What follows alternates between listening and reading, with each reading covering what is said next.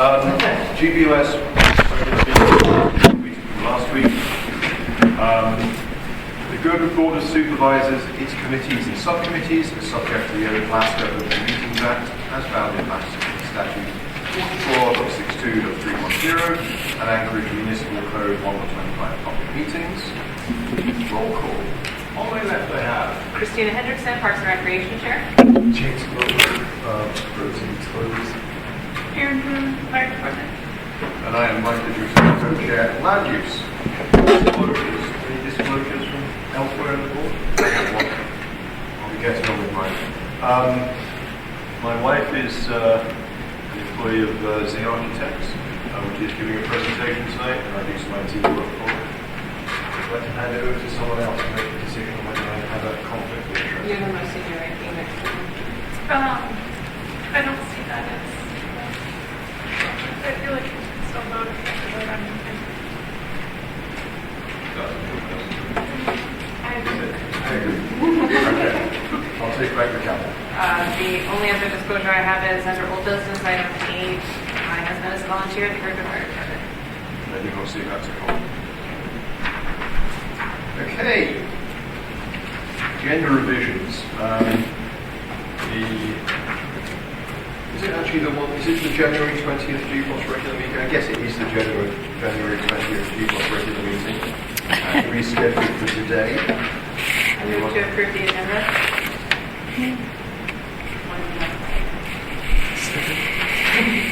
There is one item actually.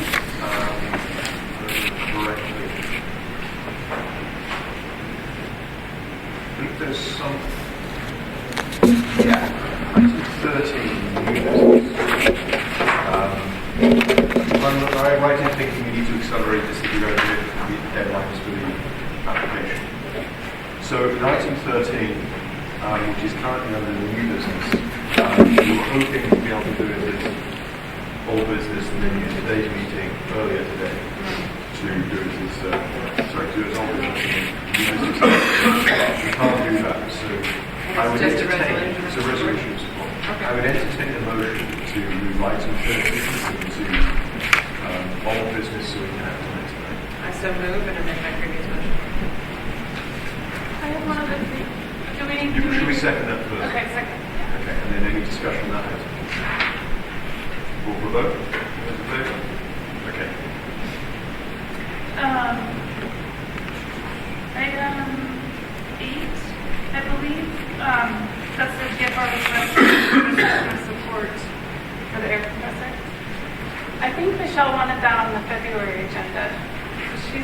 She's not here right now. No, she's on vacation. Right, that wasn't clear to me, but I don't see why we couldn't have the discussion but not vote on the resolution and then just see it at the next agenda, or at the next meeting in February. That's old business. Yes. It's been old business items.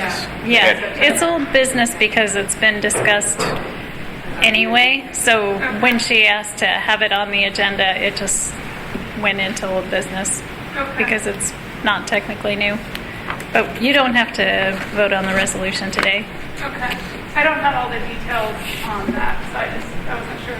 Right. Well, and the packet had a lot of information that's pretty meaty if somebody were going to read it all. So it's probably good to have it on there a little longer. Okay.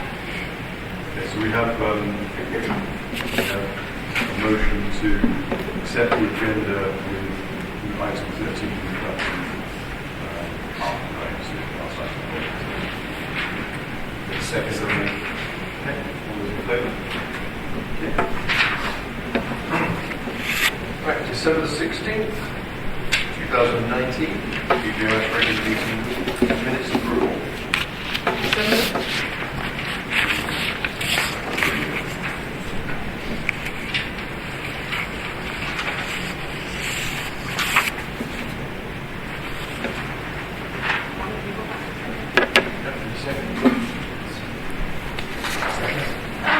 I have a question on just caught my eye, under public comment, is it Carolyn's list? It says Carol Cliff. It was Karen. Hers was Karen? changed. Oh, okay. Yeah, she had it recently changed. She's an 11-time cancer survivor. Okay. I knew you tried to vote for Kill. Absolutely. What would you say? You got the choice. Yeah. Right, so those who were present. Okay. 0. And January the 6th, 2020, GBS special meeting. GIRDWOOD Trails Plan. Second? All those in favour? 0. And you don't have the minutes from our meeting an hour ago. I'm working on them. Margaret. Man, that would be awesome. Announcements. Public is encouraged to ask questions and provide comment. Please raise your hand and wait to be acknowledged. Please take side conversations to the buyer. Elections for GBOS seats E and E will be on the ballot in April. Filing is open through this Friday, January 31st. Introductions, presentations, subcommittees. Carolyn, Trails. So there's no mic tonight? No microphone tonight. Yes. I just stand up here. Yeah. Okay. Shout from the front. You can touch the microphone all you want. Okay. Hi, everybody. Our regular scheduled meeting on Tuesday, January 7th. Seems a long time ago now. Anyway, we started old business and discussed the ham tram. And we actually did have a vote on it. I'm going to save most of that discussion for further on since it's on our agenda. I will read the motion that was passed at that meeting. We did a lengthy discussion of the safety measures that have been proposed. And anyway, we did pass a motion that read, GIRDWOOD Trails Committee moves to approve plans to improve safety features on the Amtram as presented, except for the proposed bumper gate. And more details like that are in your packet, and we discussed later. Sure. We moved on to discuss the Virgin Falls Trail issues that we've been discussing. We're starting to plan for the work we'll do next summer. We're going to focus on the beginning of the trail. This is also discussed and shown in Kyle's packet, so I don't want to be redundant on that. We're hoping to begin to work on this summer. And another thing we're going to be really working on is the problem with parking and speeding on Timberline.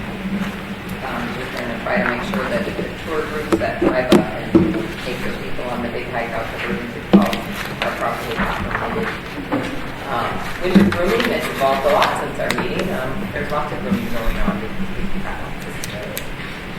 There's a little hold up from a big tree on Horror Hill after our Monday snowfall that needs to be taken care of. We did a review of our 2020 trail project for the summer, which include the Lower Iditarod Trail Phase 2, which it looks good that we're going to get our key grant for that. We also have a bit of storm damage on Phase 1 from that big rainstorm we had. And get to work on Virgin Creek Falls Trail.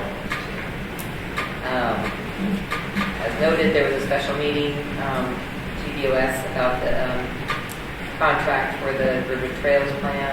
Originally, we thought we were going to do a sole source contractor, but then that was spurred by purchasing, and so now it looks like we're going to do a term contractor partnering with Janaury Pay. It doesn't change the scope of work. It does increase the cost. We held our 2020 officer elections. We opened for some new nominations. And, there weren't any, so we all voted back in with myself as chair and our two vice chairs, Kate Sandberg and Barbara. And there has been a bunch of updates done and reorganizing of our GIRDWOOD Trail management plan. We're going to be reviewing those at our meeting this coming Tuesday and then voting on the March meeting. Those are also available in our packet if you'd like to review. That's all. Any questions? Thank you. Councillor Brian with the Planning Committee report.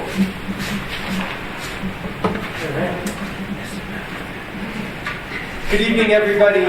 So we had our January 13th Land Use Committee meeting.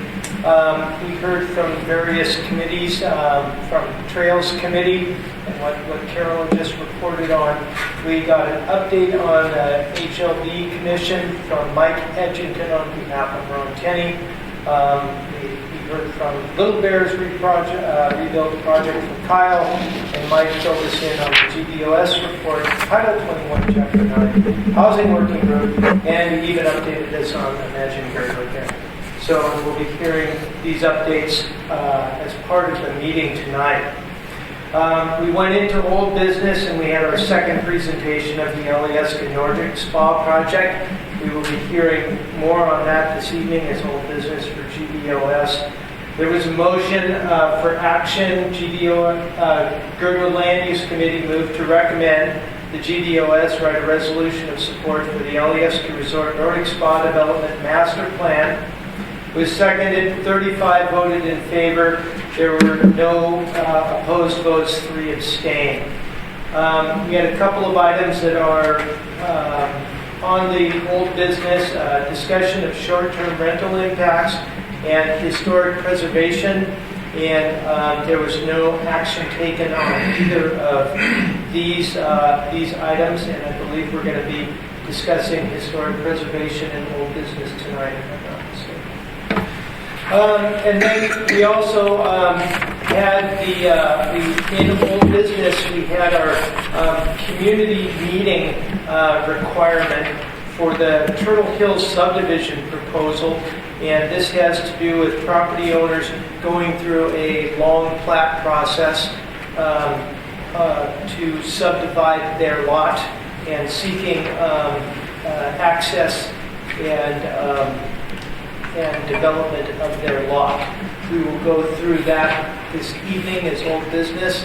There was no action taken through land use, through the land use process. The meeting was well attended. There was significant discussion about this project, and some suggestions were considering a traditional flagpole style using the existing apron, or using new access on the owner's property on the south side. The complications that they're facing in there, of course, are DOT not wanting to see another access across the bike trail, and there seems to be community support behind that, and other subjects that will be discussed tonight at length. We had an agenda item, the LUC officer reports, officer elections, and LUC followed the fine example of the GIRDWOOD Trails Committee, and all of us that were currently seated as officers were re-elected, with myself as the chair. Mary Thomas and Kevin McDermott also agreed to continue in their roles as vice chair. The vote for the motion was approved unanimously. There was too many hands to count. And then we had no new business to consider. Any questions for land use? Yes, Margaret. Just to correct, the Turtle Hills is not on the agenda today on I'm sorry. GBOS. I'm sorry. I urge everybody to take a look at the GBOS website and look at the subcommittee section for land use committee notes, and you'll see extensive recording from Margaret. Thank you very much. Of the comments that were received during the course of the evening, and that's right on the GDOS site, and the land use committee notes are available there. Thank you. Any other questions? Yes.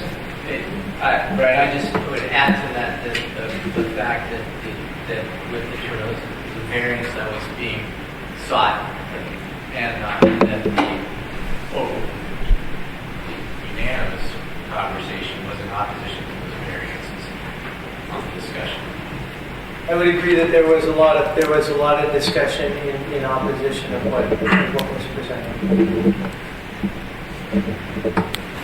Being an attendee, I think unanimous is a little bit of a hard word to say because there wasn't a vote, but we definitely see overwhelming. There was just Overwhelmingly against. Thank you. Yeah. What was the term? Overwhelming? I'd say overwhelming. Oh, okay, sorry. Thank you. Okay, thank you. Legislative support reports. I don't see anyone from the legislative representatives here, although we did, in our non-meeting meeting last week, we did get, we have both John Webber and France here, and their main discussion was about the various tax proposals which are coming up for a public hearing tomorrow at the Assembly meeting. I can't remember, there were a couple of other small things, but it was mostly about the proposal for sales tax and the two proposals for alcohol tax, which are going to be discussed tomorrow at the Assembly. Imagine GIRDWOOD. I don't see Amanda here, so I guess I have to speak to this. Imagine GIRDWOOD had a meeting last week, and we decided to slightly change our process to a bit more focused. So what we had been doing is going out to, or getting presentations from different groups, different interest groups in the community on 4 major topic areas. And what we were basically saying is, here's a blank sheet of paper, what do you think should be on it? And apparently that's a bit intimidating. So we've swapped our process round. What we've done is, as a committee, we've sort of started drafting some goals and visions and policy statements, and then we're going to present that out to interest groups. So we're going to get solicit feedback on at least where we think the community is based on discussions we've had, surveys and things like that. And I think it's much easier to add to those and adjust what they're actually stating. So the intent is to, if we can, get as far with those as we can before probably April, May, and see if we can present it to the community. If not, we'll do the presentation, initial presentation before. Then we'll get community feedback, and then we'll do a full presentation of what we think in the draft, probably either towards the end of this year or early next year. That's where we currently stand. Reality may slow that down. The next meeting is on February the 26th. In this room, I believe. That's where it should be. We'll check if we booked it. We have. I don't see Claire here for library reports either. No, I'll cover we it. have a little. Sorry, I should have said, any questions on the GIRDWOOD area plan / Imagine GIRDWOOD district building? You're still going with housing, transportation, housing, and The primary areas, the primary topic areas we've got so far, and if others come up, we'll add them, there's a general thing about land use in general, but the specific areas are housing, transportation, economic development and sustainability, and the other one, which is recreation.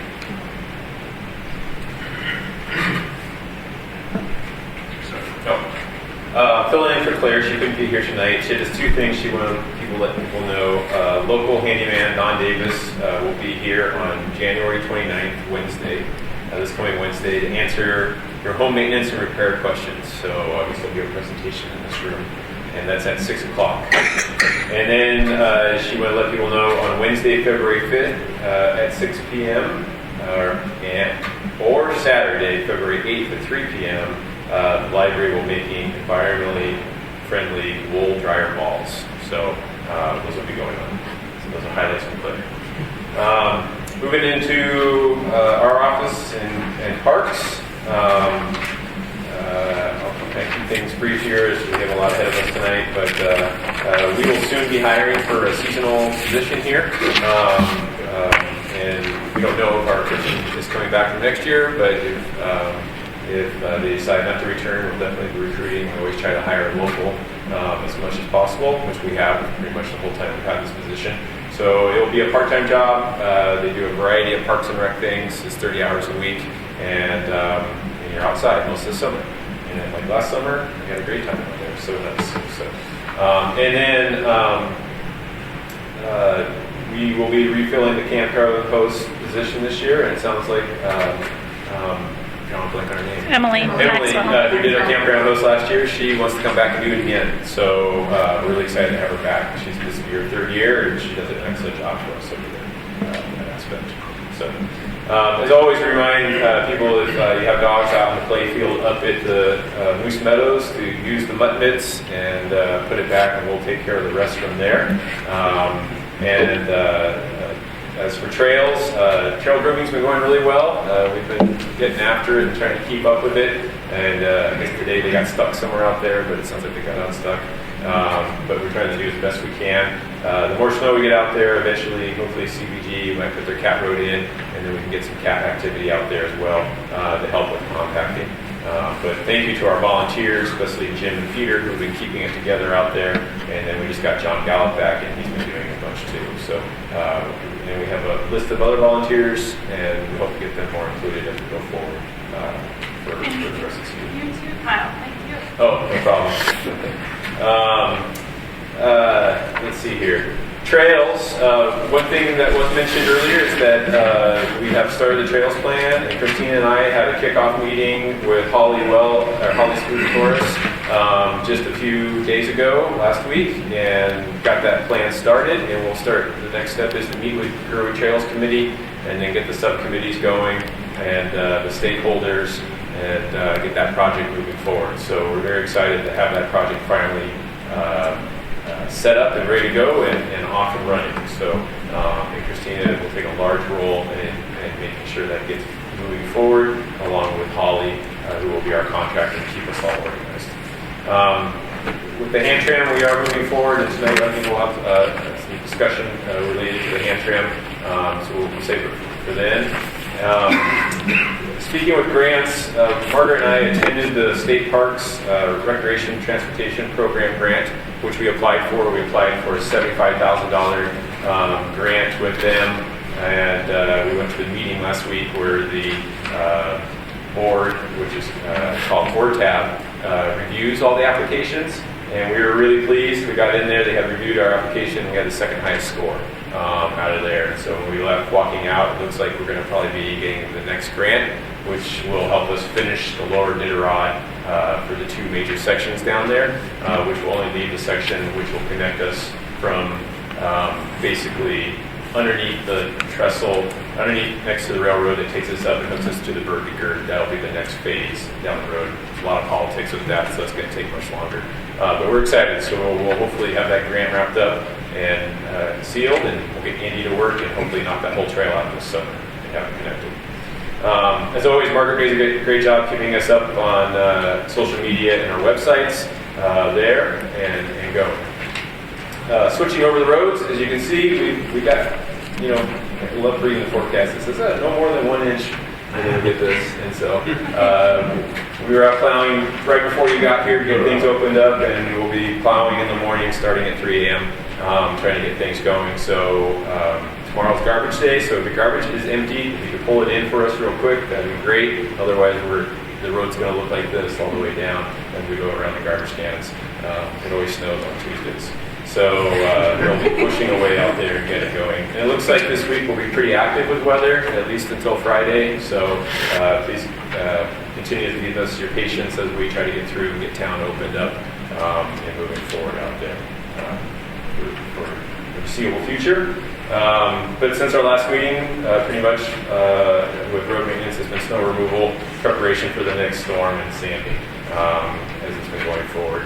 These nice stretches of high pressure in between the storms are really helpful for us to catch up and get prepared for the next one. And we hope for a little break between these, but we'll see what happens. Let's see here. Major projects. The Alyeska Highway crosswalk pedestrian flasher system is installed and is operational. One thing we have learned through this is that one of the mechanisms or one of the features within the power box was under-designed, and the manufacturer has recognized that, and they're going to be up here this week, and they're going to replace and put one in that's much larger and more powerful. During the cold weather, you go and push the buttons and the lights weren't working, and basically it was because this box was undersized. So they're going to bring something up and replace it for us at no cost to us. So we'll hopefully have that installed and fixed in the coming days, courtesy of the manufacturer of that whole system for us. Let's see here, expenses. As of July 31st, our undesignated fund balance for Girdwood was $335,000.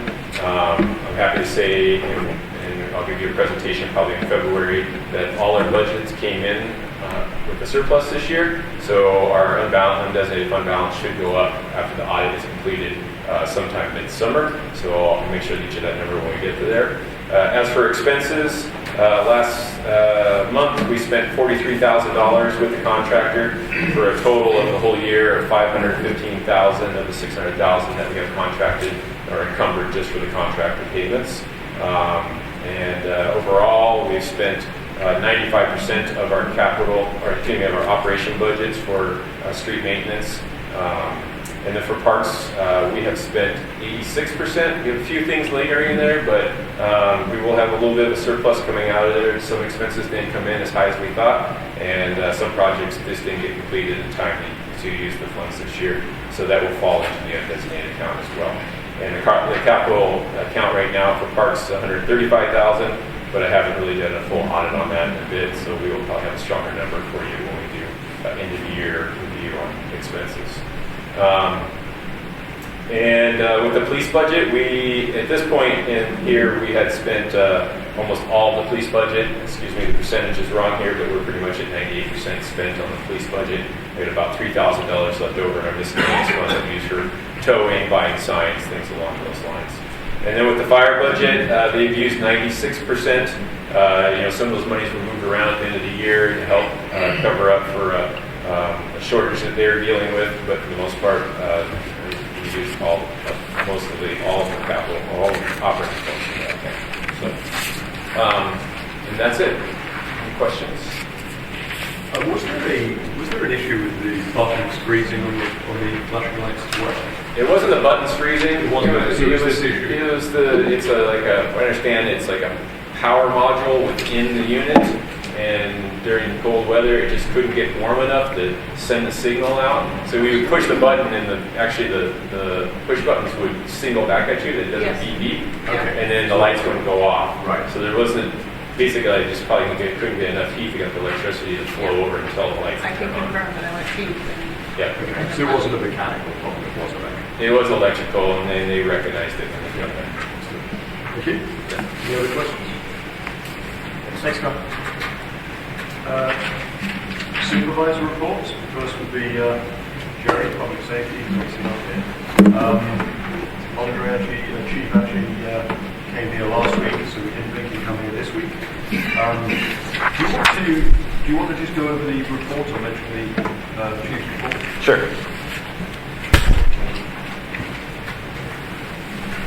As you see in the packet, there's a police report for statistics, stats for. Would it be possible to display that on the screen? Yes. Oops, that's not Sorry, I have the packet here too.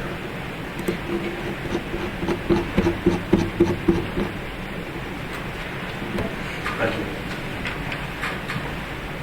So Andre gave us his stats for December of last year, and they've stepped up traffic enforcement at the request of GBOS and the public safety. So we've been seeing a higher number there with traffic stops, and then security checks. A lot of times that's just doing a drive up and checking in for a business or things along those lines. Suspicious activities, property defenses, and welfare checks. Within December, they did have a deceased individual. They found it to be natural causes, but they did have a response to that, and I think that probably fell under other locations. So we had 123. For the most part, New Year's was pretty relatively quiet for them, but since then they've been pretty active. One of the officers was a first responder on a cardiac arrest, which the fire department came in and basically revived the person through electrical shock, but he applied CPR along with Michael Jackson from security, the two of whom basically hold this person until the EMS could get there, and it's been very active that way and for them. So you get a pretty good set of stories coming out of the weekends for the officers. So for the most part, they've been out there around. I don't see anyone from the SAC. No, I don't see anyone. I see an ex-PSAC.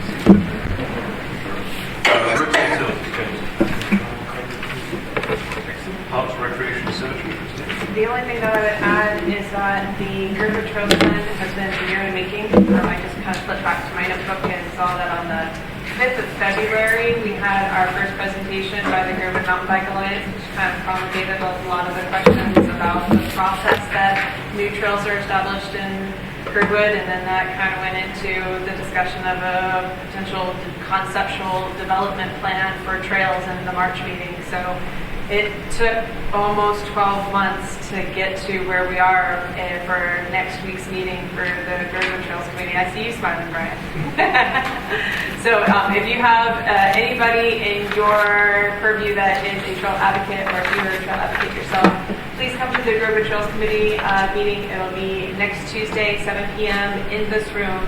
We're going to start off with Molly leading the charge on the scope of work that pulls us together in a public process that has representatives from different aspects and different user groups around the community. So come and let your voice be heard. It's going to focus a lot more on vision of Girdwood and its trails and its connections in the next 5, 10, 15, 20 years even.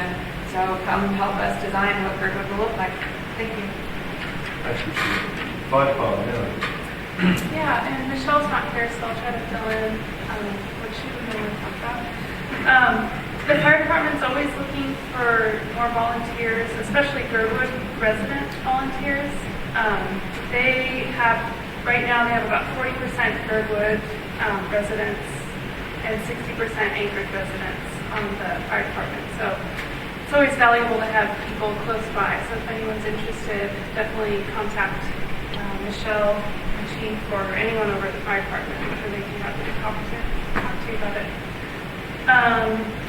The board of directors nominations closed January 26th. I haven't heard whether they got at least two nominations. They're trying to fill 2 seats, so hopefully we'll hear more soon about that.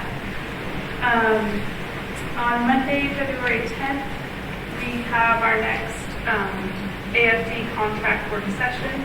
And that is, we're trying to rewrite and renew the contract with AFD, which hasn't been renewed for many, many years. So we'll be starting up on that again February 10th.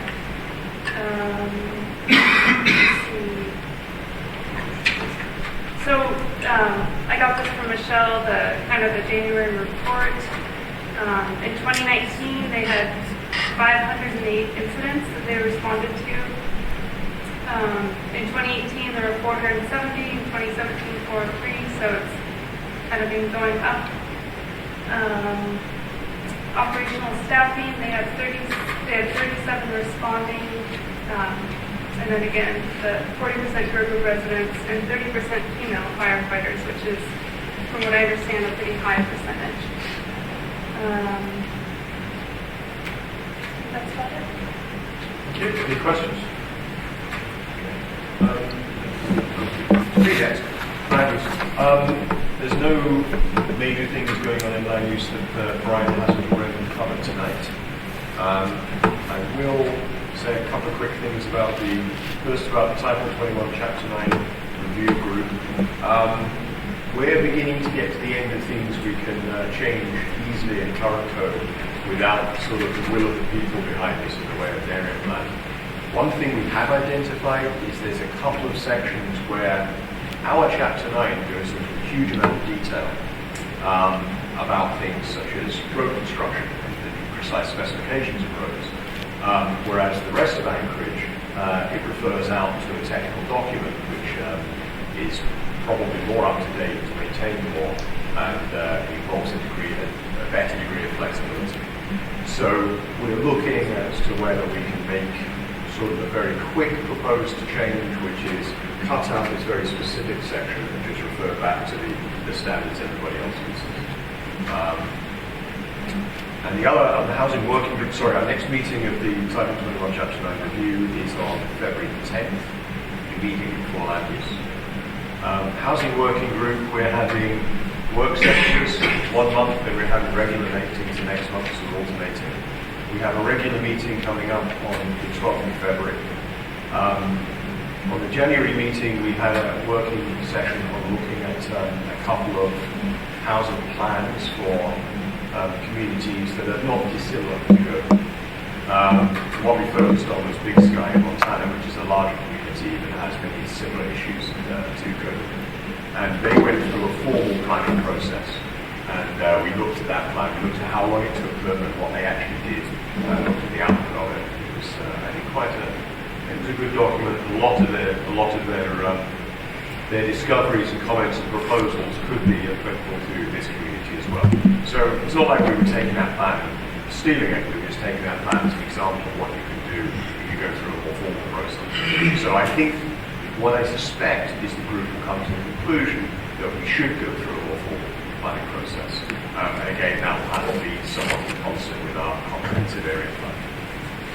The next meeting, Housing Working Group, is in February the 12th. Any questions on that?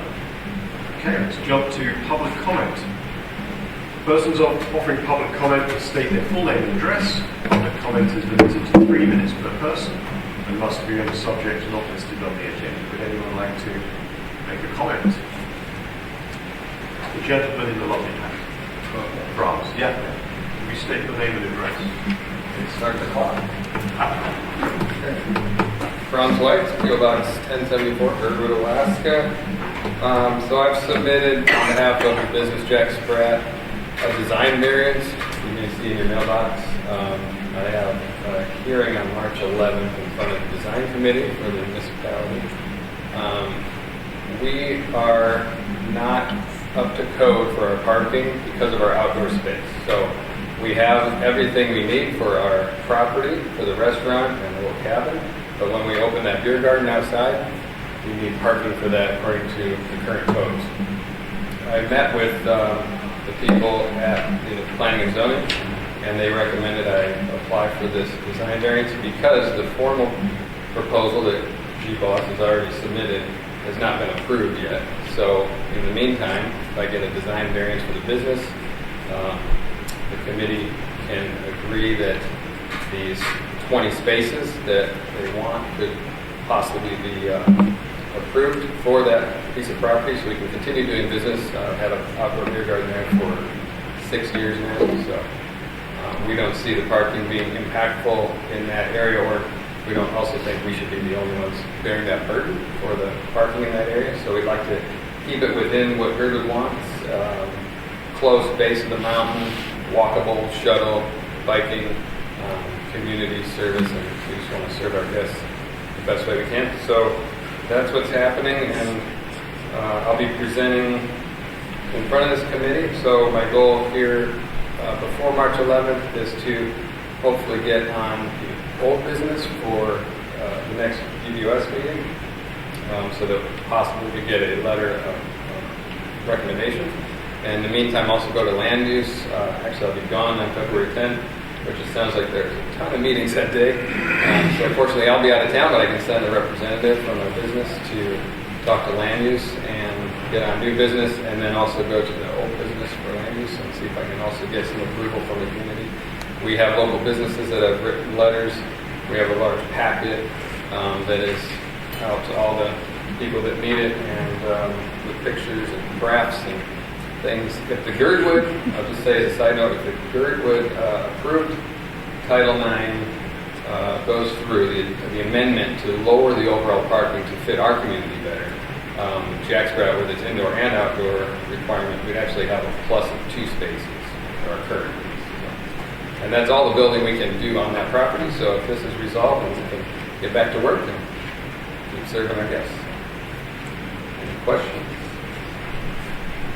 Franz, it sounds like you're going to be on the agenda for the February meeting, so please have someone just come down and present that packet, and we'll get that ball moving for you. Okay. Do you need some notification besides?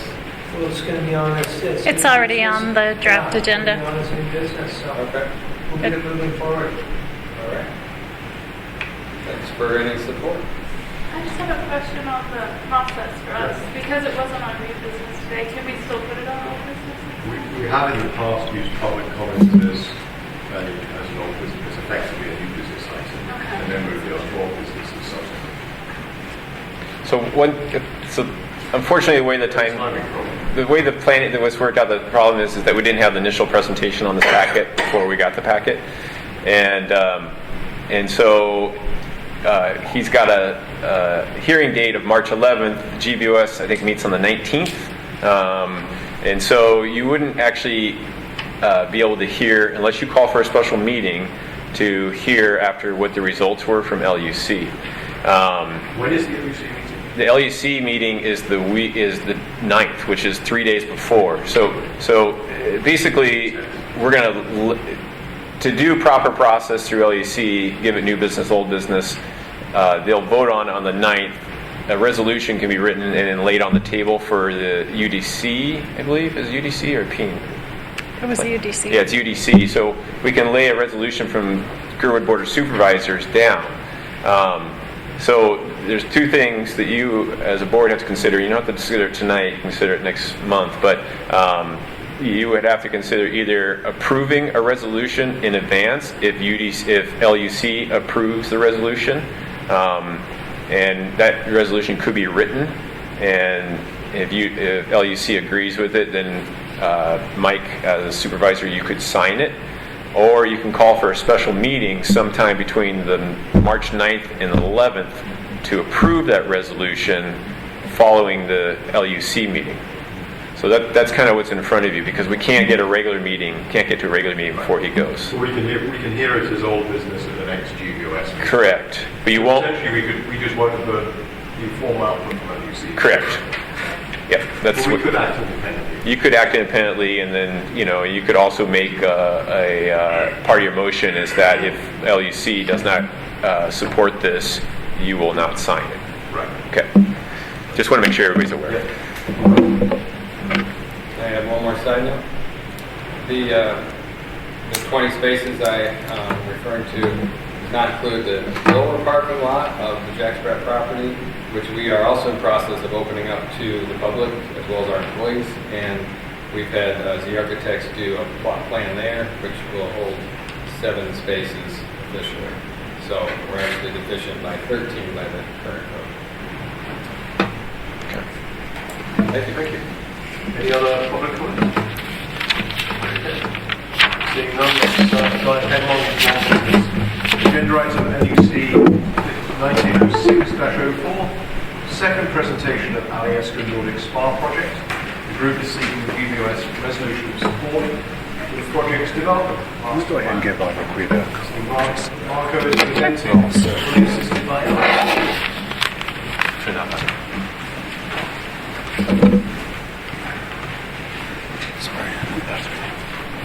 So we're going to have our civil engineer, Liquida Chmielowski from Dow Engineers, on the phone. Who lives up in Wasilla, so I didn't want to make her drive down here tonight for this. Anyway, while they're preparing that, I'll go ahead and get started. This is probably going to be a little bit Maybe I'll look.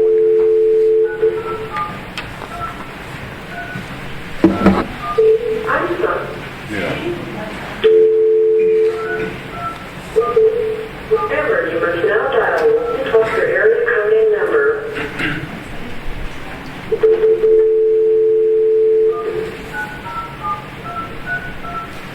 We're sorry, it is necessary. You have Liquida call us. We can't call long distance. Sure. They got us tied down there. See, that was fun, huh? What's the number? It is 783-8146.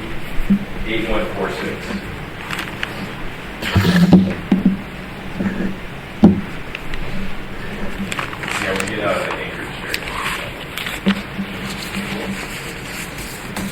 Crazy, don't they still have something like that?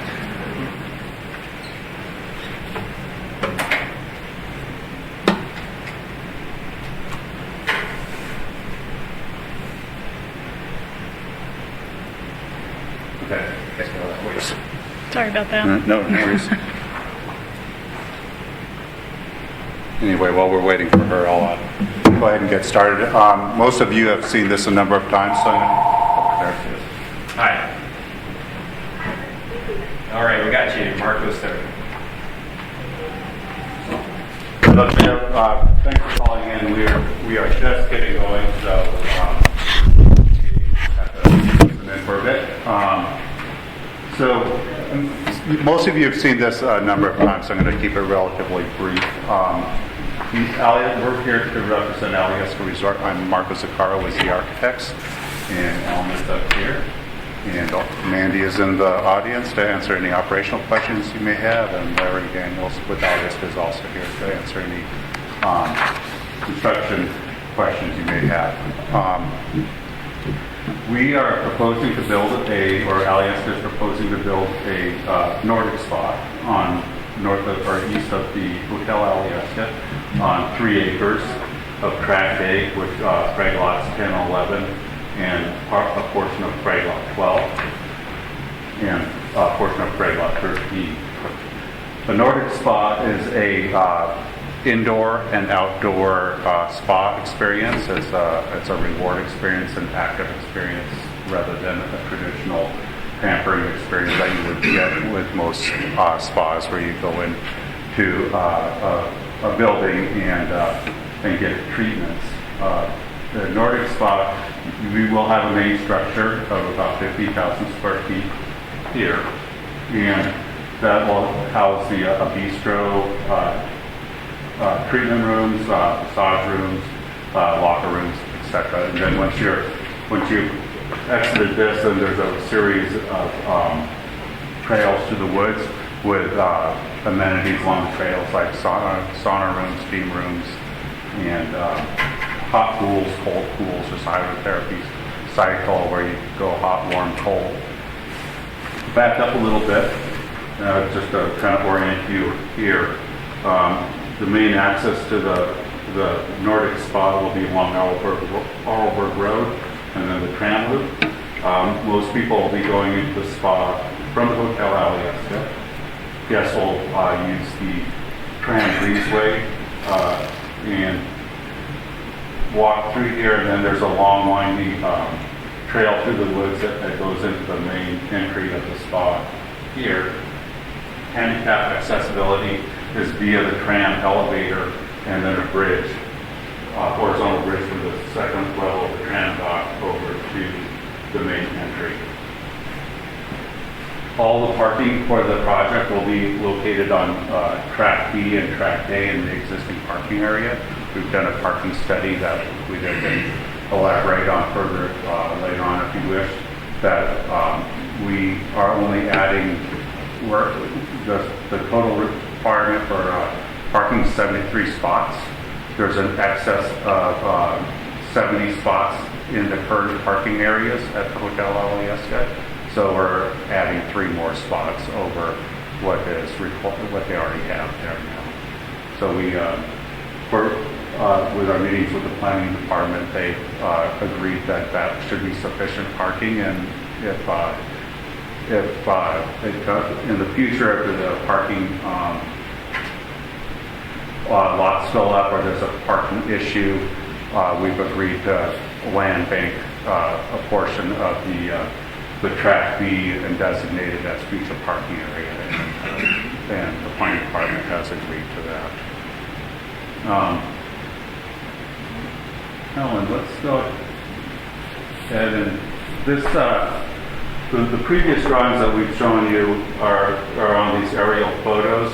Since we presented these previously, we've got an updated survey with the exact 2 locations planned. And part of our planning objective with this project is to disturb the existing area as little as possible and cut down as few trees as possible. So we've the site has 3 kind of main areas. So there's a heavily forested area to the south. There's a relatively open area in the middle, and then there's what we call a gallery forest to the north. It's bigger trees spaced further apart. So we've placed the main building in the main Nordic loop, which we can call this the Nordic loop with the major buildings, the sauna, steam rooms, and pools in this location where there's already a relatively large clearing. To the south of that, we've located a relaxation loop, which is elevated boardwalks with saunas, hot tubs, barrel saunas, et cetera, kind of sprinkled through the woods and placed so that we're not disturbing the forest or disturbing it as little as possible. And then in the gallery forest towards the north, there's a very large tree up here, this point up here. There's a very large tree right here the butt is about 5 or 6 feet through. So we're using that as a focal point for these pools and these buildings. Let's go ahead and just hop into A1.1. We'll just cycle through the building floor plan real quick. I want to keep this brief since we've all seen this a number of times. Go to A1.1.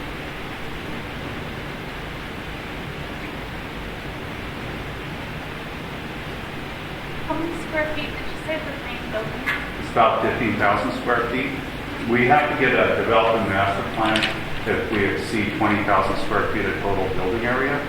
We're at about 19,800, just below that. We elected to go ahead and get a development master plan instead of a major site plan review, which is a little bit less onerous of a process, because it ultimately gives us more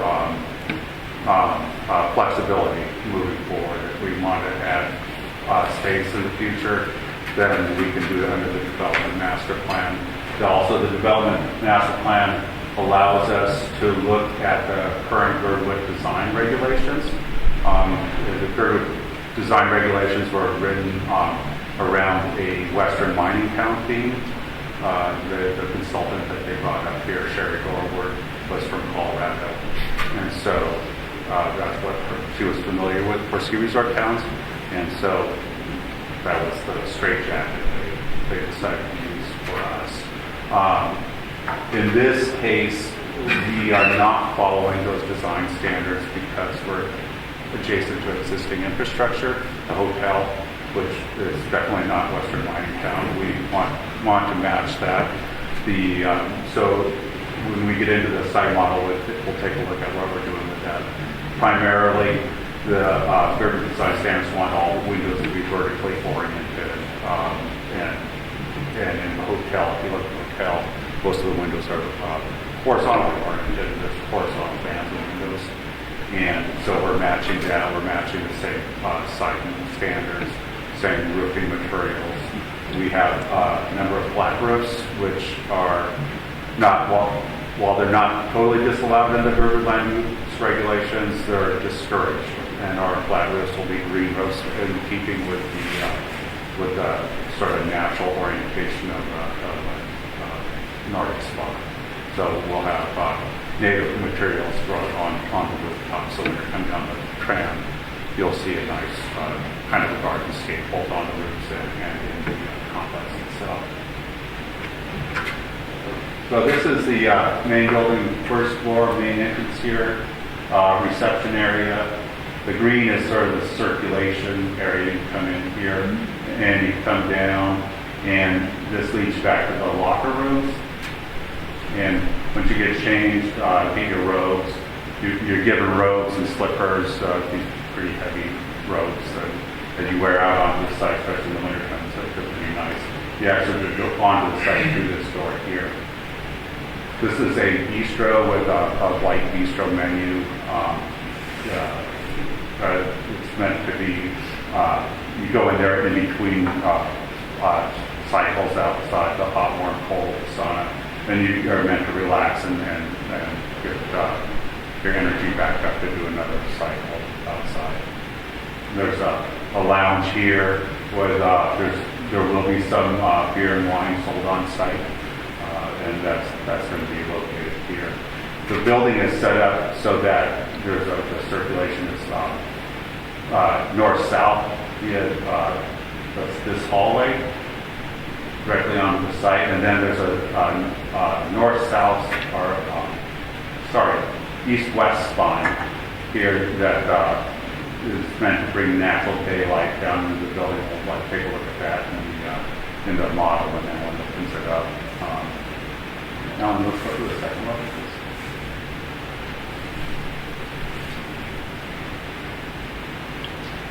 Second level, there's a set of stairs that brings you up here. There's a These are the treatment rooms. There's singles and couples massage rooms in this block.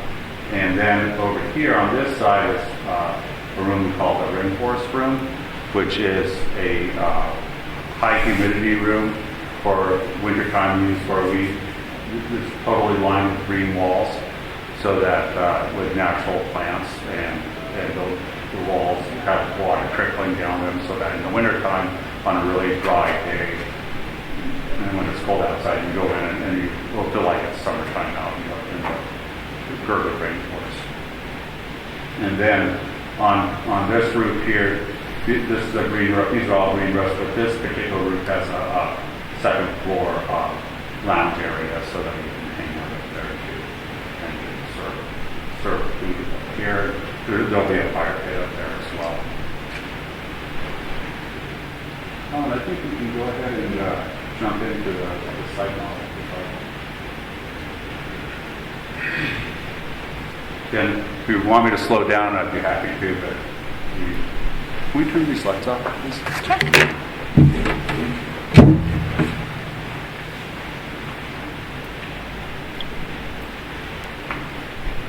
So unfortunately, this is a lot darker than on our monitors that work. Now, let me back up and so we can see the existing hotel.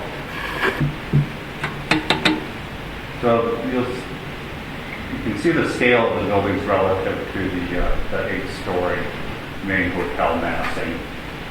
It's hard to see in this light, but we picked up both the colors of the siding on the lower tram terminal, the metal roof on the lower tram terminal for our pitch roofs, and then we also picked up on some of the red accent bands that are on the hotel itself. And if you wouldn't mind kind of scooting in towards the building, and then swinging around, pulling back. One of the design drivers was to try to match a number of the elements of the existing structures, and if you could see the tram building and that. So if you take a look at the breezeway here, there's a truss elements, heavy timber truss elements that are exposed here, and then we picked up those same truss elements and used that for east-west spine that runs through the building that houses the lounge. This is all glass at this end, so that the afternoon sun pours in and goes into the main spaces of the building. This shed roof houses the treatment rooms, and then I think it's spin around and kind of look straight down to the web.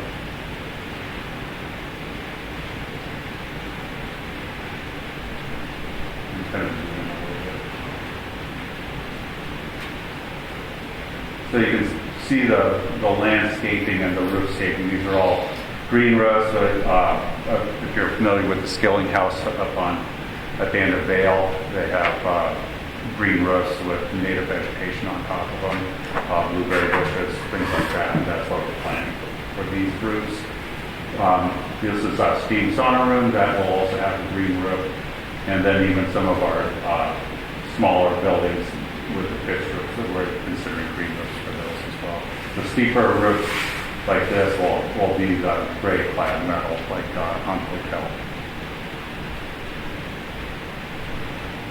Any other? I think I'll not rattle on forever here, but you guys have any questions at this point? Michael, Yeah. what do you do in the rainforest room? Just hang out, enjoy the plants. There's chairs, you lounge in there. Yeah. It's a relaxation room. So, it's for people that, I don't know who they might be, but might get tired of cold 10-degree weather and want to hang out with moss and 70-degree, 80-degree humid weather. Marco, Yeah. is it ski in, ski out? No. How does one, do they park their skis over at the tram and then use the walkways to come over? If they wish. Okay. The intent at this point, originally we had thought of it as a ski in, ski out, but the design intent now is to sort of separate those two activities so that it's more, the experience is more intentional, so you're not just coming off the slope and clomping into your students. Is it fenced? It is fixed. It is fenced, the whole way around? Yes. Okay. Will you have larger party venues within the footprint? Like That gathering was, spaces? meaning for like private party rentals, that was originally considered, but that is not on the table anymore. So it's, the entire complex will be a cohesive whole. And we do have room to put expansion loops on the site if that becomes desirable. But right now, the concept has, let's say, simplified as time has gone on. And I know the answer to the questions, but for the record, Mhm. it's ADA accessible, Yes, of course. Yes. and fire chief is okay with, despite the fact that it is a water-based facility. Right, so we met with Chief Weston, and she gave us her concerns. The primary concern was chemical storage for the pools in a glass room, so with a glass door, so that you can see if anybody's passed out inside. Access to, it's a little bit easier to see on these prints right here. She wanted a quicker means out of the relaxation loop.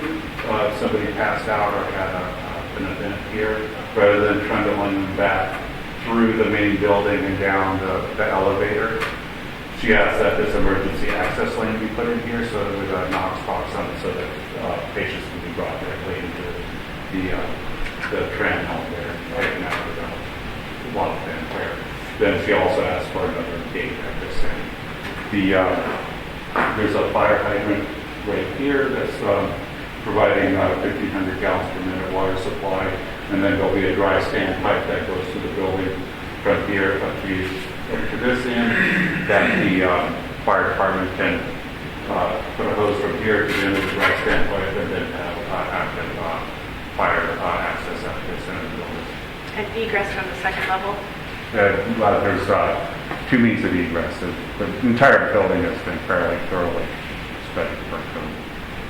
Again, just for the record.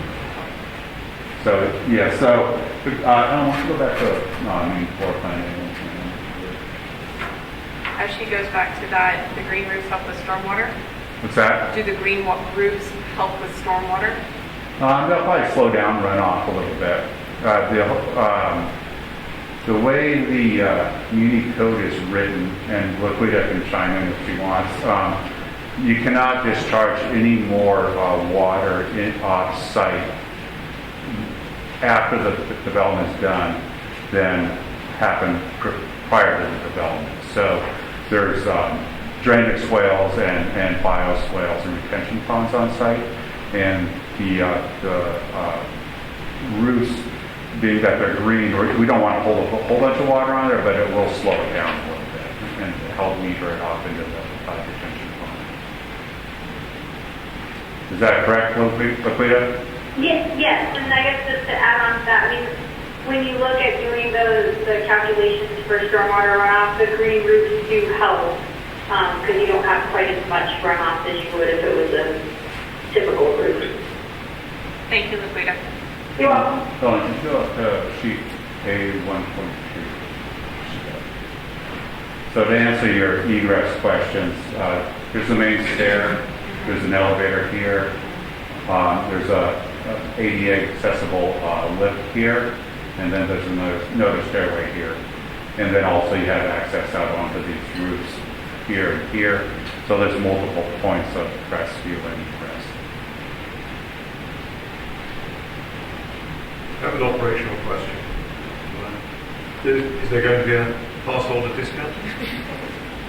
It's another selling point. Yeah, no, we expect that we will have some specials for locals. And that we will have discounted rates for pass holders or a package of some sort that makes it really attractive to our Pasola population. We expect and hope that those are really great customers in the Nordic Spa.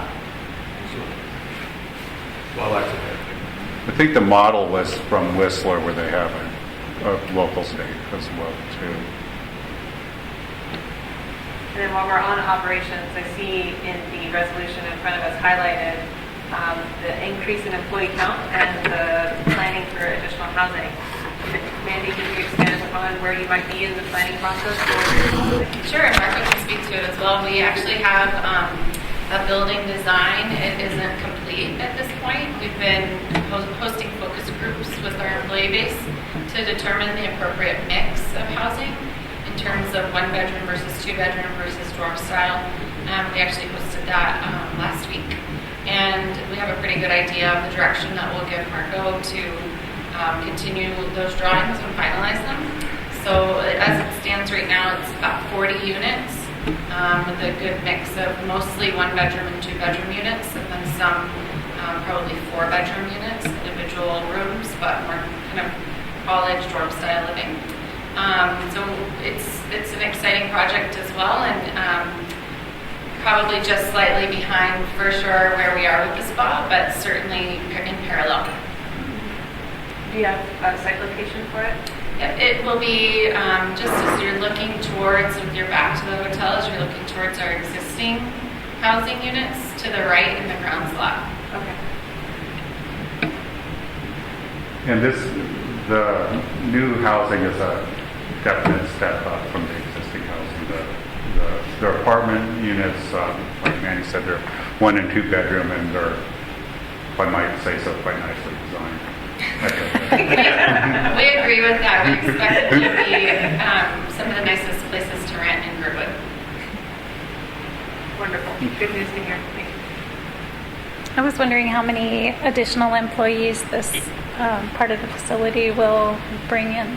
We estimate between 50 and 60 between additional massage therapists, food and beverage workers, receptionists, maintenance staff.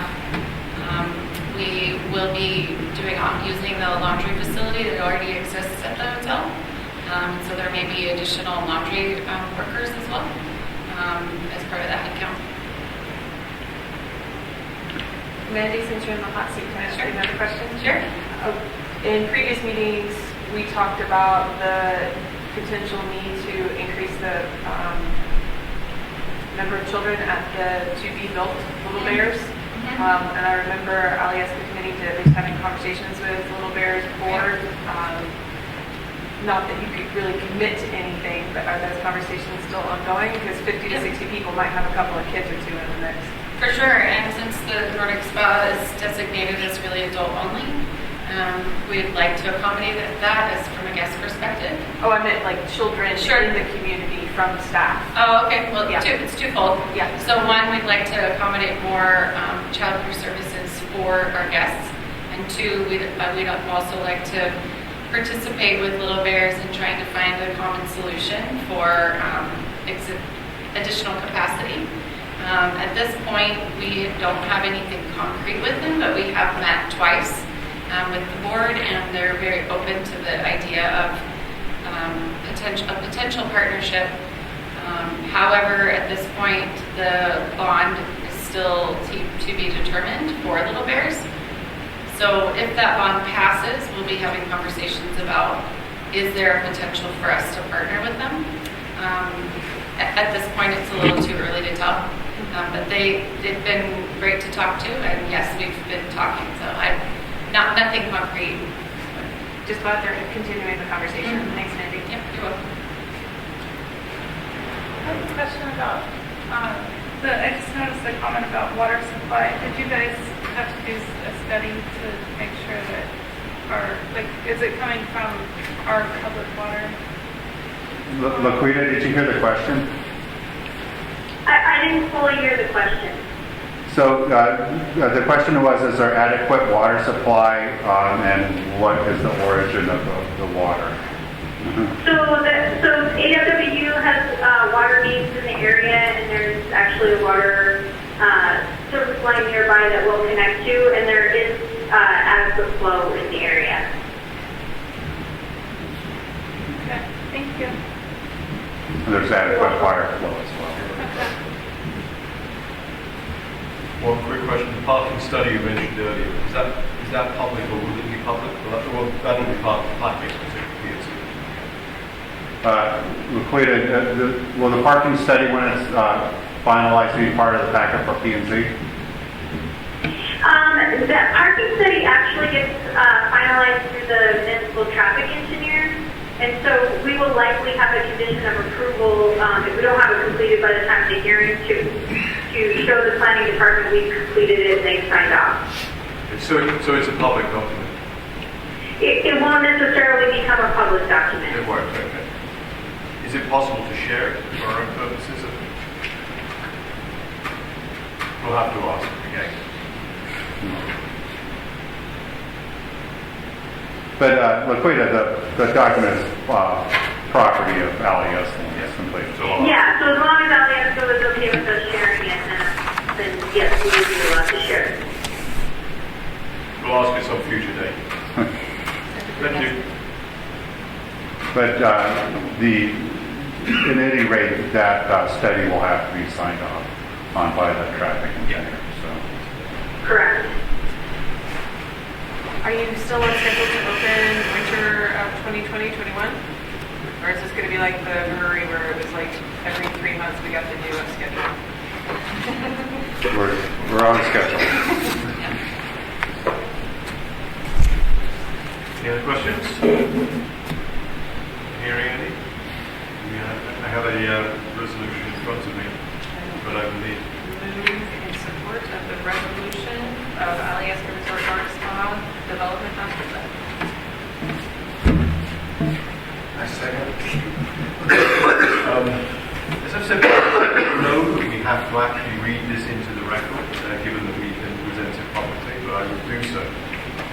Unless anyone else wants to volunteer. I can read. Oh, okay. Okay. You've got another one, it's not good. Resolution 2020-01 of the Girdwood Board of Supervisors. A resolution in support of Aliasco Resort Nordic Spa Development Master Plan. Whereas the Girdwood Board of Supervisors is recognized as the Girdwood Community Council ex officio, with the Girdwood Land Use Committee as a recognized one person, one vote representative body of the citizens of the Girdwood Valley. And whereas Aliasco Resort and Z Architects have presented at the Girdwood Land Use Committee and at the Girdwood Board of Supervisors meeting in pursuit of receiving support for Aliasco Resort Nordic Day Spa Development Master Plan. You really need to come up with an acronym for that. Which includes main building of just under 20,000 square feet to house the main infrastructure of the facility, including locker rooms, restaurant, showers, various small buildings designed for various spa treatments, including massage, sauna, and relaxation, soaking tubs and pools of a variety of temperature and size, natural gas fireplaces and water features, pathways through the outdoor spa area to connect the various features therein. And whereas the development of this Nordic Day Spa is viewed as a positive growth for Aliasco Resort in expanding a new and exciting year-round product to visitors of the Girdwood Valley, as a positive for the community in expanding employment and recreation opportunities in the Girdwood Valley. And whereas the Development Master Plan will allow deviation from existing Title 21, Chapter 9 construction design standards in order to achieve a design that will jointly tie in with the existing style of the Hotel Aliasco and Aliasco Tramway Building, achieve the style and expectation of a modern Nordic outdoor spa, employ design features to promote a more ecological approach to look, feel, and experience. And whereas parking studies have shown that no additional parking is required in order to accommodate the day use guests of the spa, and that the water supply is adequate for the operation of the Nordic Spa and for sprinkler-based fire suppression systems. And whereas Aliasco Resort has recognized that the Nordic Spa will increase their employee count and has started planning for additional employee housing. And whereas the Girdwood Land Use Committee has recommended this Girdwood Board of Supervisors resolution of support by a vote of the public attending the regular meeting of the Girdwood Land Use Committee on January 13th, 2020, by a vote of 35 in favor, 0 opposed, and 3 abstaining. Now, therefore, let it be a resolved that the Girdwood Board of Supervisors supports the Aliasco Resort Nordic Day Spa Development Master Plan, passed and approved by a vote of X to X this 27th day of January 2020. Thank you. Been moved and seconded in discussion from the board. Discussion from the public. I think it sounds great. Yeah, me too. I'm very much looking forward to it myself. especially on days like this. Yes. In that case, I will call for the vote. All those in favour? Thank you. Thank you. Thank you for all the presentations. It seems like this did about 10. Sorry. You can leave it up there. Thank you, Laquita. Thank you. Bye, Rita. Hey, item number 8.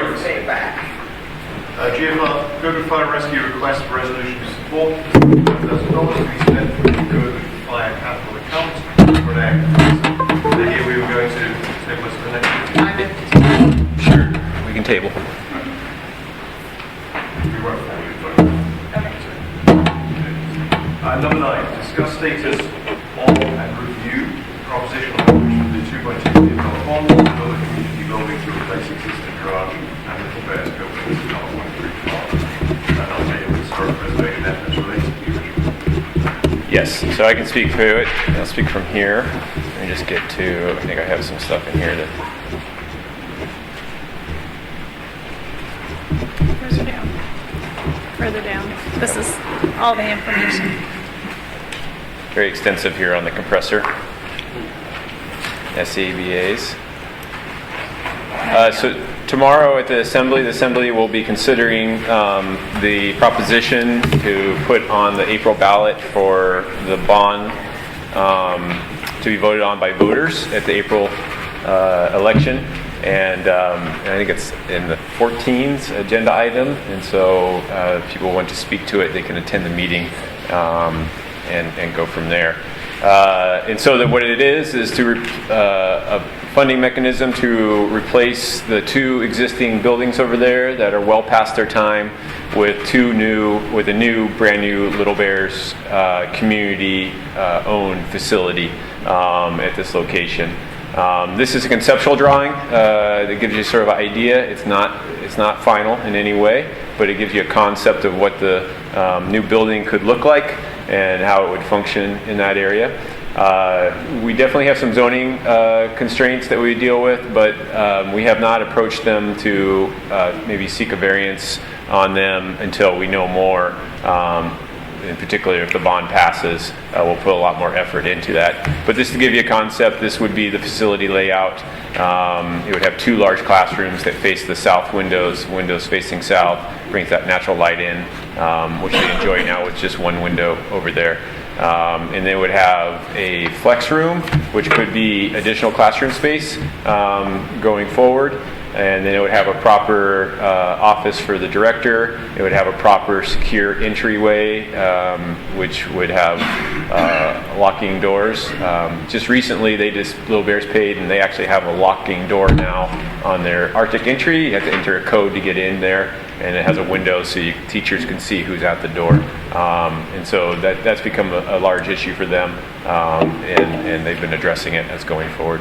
And they would have a kitchen and utility rooms for it. And then there would be a play space in the back, which they have right now, but it's very undersized and inadequate.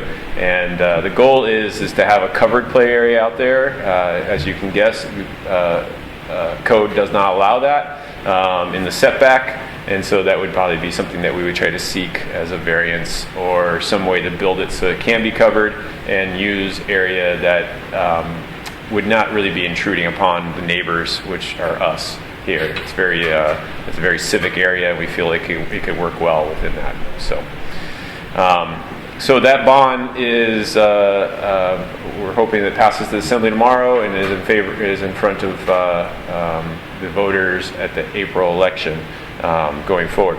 One thing that has come up with this is the aspect that the 2 existing buildings over there are considered historic, just due to their age, and so we've been doing a lot of effort to find ways to preserve the history of those buildings, especially if the bond does pass and the buildings are torn down, trying to preserve what history we had with those buildings, one being the original fire department, and then the other one being Little Bears, which has over 30 years of child development services in that location. Many generations of kids from Girdwood have probably gone through there.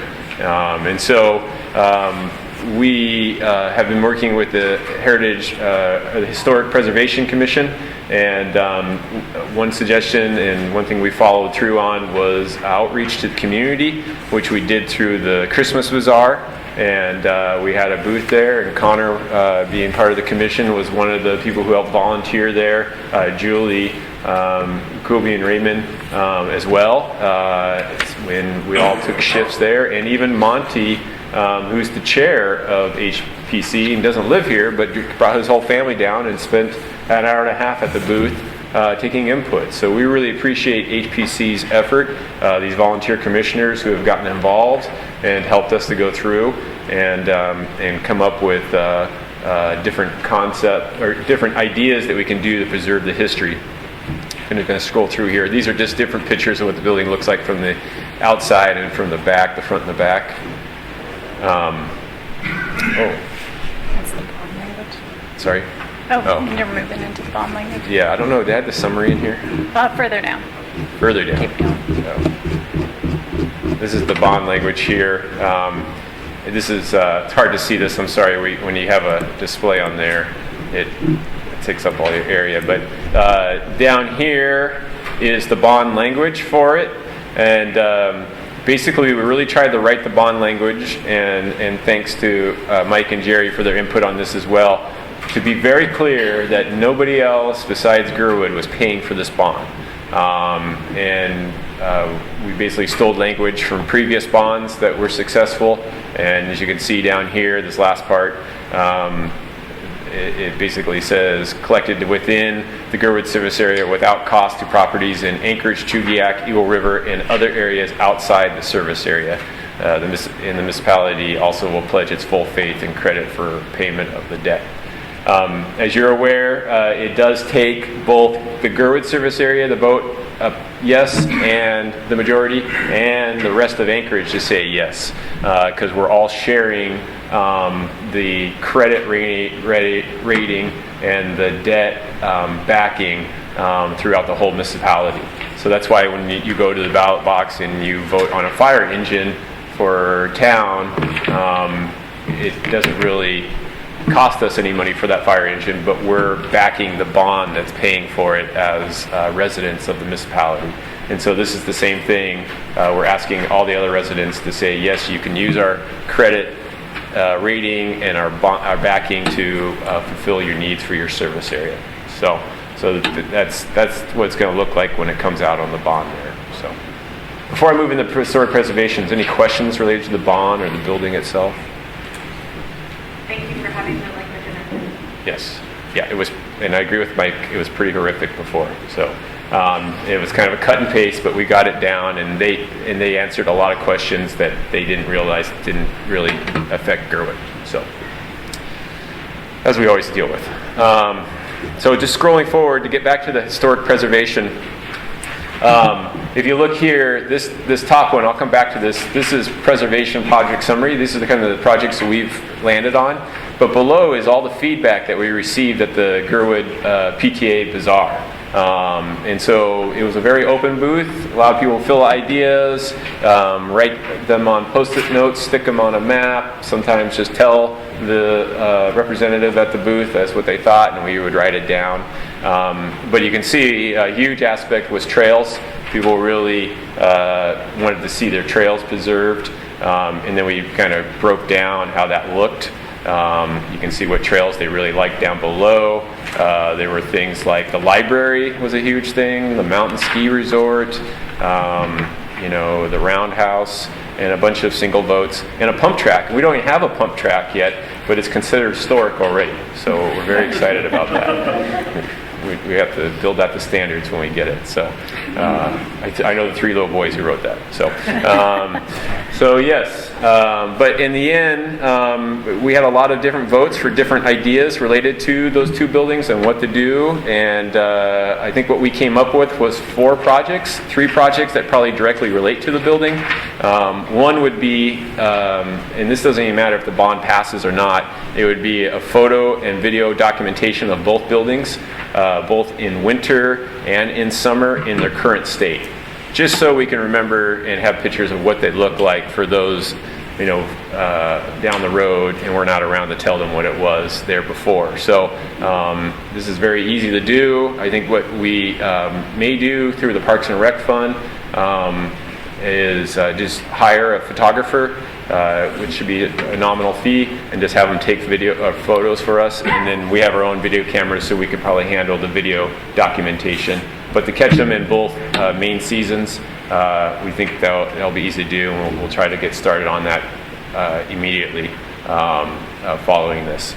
The other one is oral history of the buildings, and this is basically conducting interviews with residents who've had a lot of history associated with the building, either from being a firefighter to maybe being the director of the Little Bears program, or those who attended and led meetings there for GBOS and LUC over the years. We would like to get that going. And Julie has a lot of experience of this. Basically, this is her field. She does throughout the state, interviewing people and taking an oral history of different places. So we're going to work with her to do that, and then hopefully use the radio station and their recording devices to do those documentations. So we'll probably be pushing that project off here as we get into further into the year and get organized. Julie's going to kind of set us up how to do interviews and figure out how to do that. If the bond passes, the big thing that jumped out to us that the public probably wanted to see was an interpretive display about the history of both buildings, and probably of the land use there itself, and the timelines associated with that. We have a similar sort of display like this over in Town Square, which is sort of the timeline of GIRDWOOD, and so that sort of gave me an idea of a template and how to do this. But it would be a display that would probably be associated with the new building somewhere, maybe out front, at least within the area where people are coming into the building to see and be there. And then the other aspect would be using our 1% for the art. If this was a municipal built building, which it will be under a bond, we're required to do 1% of the project has to be for art project. But we can give guidelines to those who are proposing a project to do some sort of historic aspect. It could be a mural, it could be a painting. One presentation we had for the fire station was a collection of old photos, historic fire photos that we can maybe focus on with this building and things along those lines. So that will be something we move forward if the bond does that. And then the fourth one is a sort of an independent project from, not associated with the buildings, but has to do with the fire service, is to take the old water tender, which is the little red trailer. It used to be pulled by the old Willie Jeep, sort of the original fire response vehicle. We still have that water tender down in the industrial park at the GIRDWOOD Fire training lot. And to bring that up and create a display for it in Town Square, and if the building was to be taken down, we would try to reclaim materials from that building and create a structure to cover it, and then put an interpretive display with it. We actually have great photos of it with the Jeep and everything that was taken in front of the new fire station when that front addition was built, long time ago. And so we have those photos, and so we can use that to make a interpretive display and kind of keep going with what we've been trying to do in Town Square Park to have more interpretive aspects there, and something more, especially for locals, but also as well as visitors. We see so many visitors get off the bus there in Town Square and walk into the park, and that's what sort of sprung the idea for us to put interpretive displays in there, because they walk in, they look around, and then they just walk out. And since we put the interpretive displays in there, we've noticed they've gone over and they read them, and gives them something to do. And so sort of an open air museum aspect in there, and this would be an addition to the park to include in there. So that's something that we will work forward on, and that tender has been a project that we've been thinking about a long time, and this is sort of giving us a push forward to do that. So with these, all these different things, they will probably require funding as we go forward, and as we get further into them, I'll probably be approaching GBOS to give you a funding idea, and I most likely will work within my existing operating budget, but sometimes we may need to use capital dollars from the capital account to do some of these. So as I get a better idea of funding prices, I will present those to you and move forward. But I wanted to present them tonight to see if the board was supportive of these ideas, and if so, then we would move forward on working away at them and getting them done. So with all that, any questions? The only thing I would say is the final one has a lot of moving parts to it and will need to be discussed further. There are accessibility-related materials in some of those buildings, so whatever we reclaim needs to be able to withstand whatever we put in a public space further that children could potentially climb on or whatever. Yes, no, and that would be part of it. We have a what they call it, basically reclamation. They come in, they handle all the asbestos and remove it from the building before it can be fully destroyed. So we would try to find materials that could be used. It could just be the old siding that's on the outside of the building, who knows. I'd like to commend you. All the work that went, sorry. I was going to say lead paint could be an issue too. Yes. I'd just like to commend all the work that went into paying appropriate attention to the historic preservation aspect of it. I think that was a good example of the community coming together and being very collaborative. Agreed. So thank you for all the effort. In general, is everybody fine with this from the board? So yeah, we don't need any formal action on it. No, we will bring projects individually to you, but we're going to move forward on these 4 projects. I think we can encourage. Okay. The thing I was going to mention as well is I'm going to be at the assembly meeting tomorrow, so I will probably speak in favour. Well, if I'm going to speak, I will speak in favour. Sorry, I will probably speak in favour. I will be speaking in favour if it seems appropriate. It just zips through and I won't. And I'll be there to answer any questions. And to that end, for each of you that may have like an acreage footprint, please make sure to start discussing this with your acreage friends so that when they see this on the ballot, they know that only us Girdwoodians are paying for it. Let them know to please color in the bubble. Yes, I will allow Girdwood to build their own little bears to take care of their own kids and let them pay for it. So if you got acreage friends, please start socializing this. We've got about 3 months to make the message heard. It usually takes 3 times. So once a month to those acreage friends would be just fine. Very good. Okay. Any other discussion? Well, we had the meeting last week. Any other discussion on that? No. So moving on to item 13. Anchorage Historic Preservation Commission request for GBOS resolution of support for a CLG grant to support the Historic and Cultural Resource Survey. Just the draft resolution. Remind everyone, we move this up to old business so we can get the, assuming we vote for it, the resolution of support for the applications. Yes, thank you. I'm Connor Schur, and I represent the Historic Preservation Commission for Alden Municipality. And I want to thank GBOS for making these accommodations for this grant application. I recognize the extraordinary nature of the timeline of the situation and between maladies and knowledge of deadlines and this, that, and the other. I'm glad that I'm here and able to present on it. So the Historic Preservation Commission is looking to apply for a grant through the State Historic Preservation Office. And they have a series of grants for certified local governments, which Anchorage is one. And so this grant cycle, they offered a grant for that can go to a survey or inventory of cultural resources and historic resources. And after the initial conversation about historic preservation vis-a-vis the community buildings in Glacier City Hall, it became acutely aware to us as commissioners that there really was no understanding comprehensively of the historic and cultural resources here in the Girdwood Valley. There have been documents such as Patterns of the Past and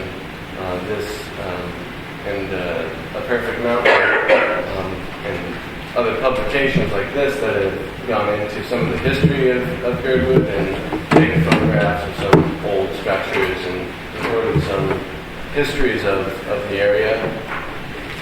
But really there's very little actual verifiable data as far as resources here, especially for pre-contact indigenous cultures, as well as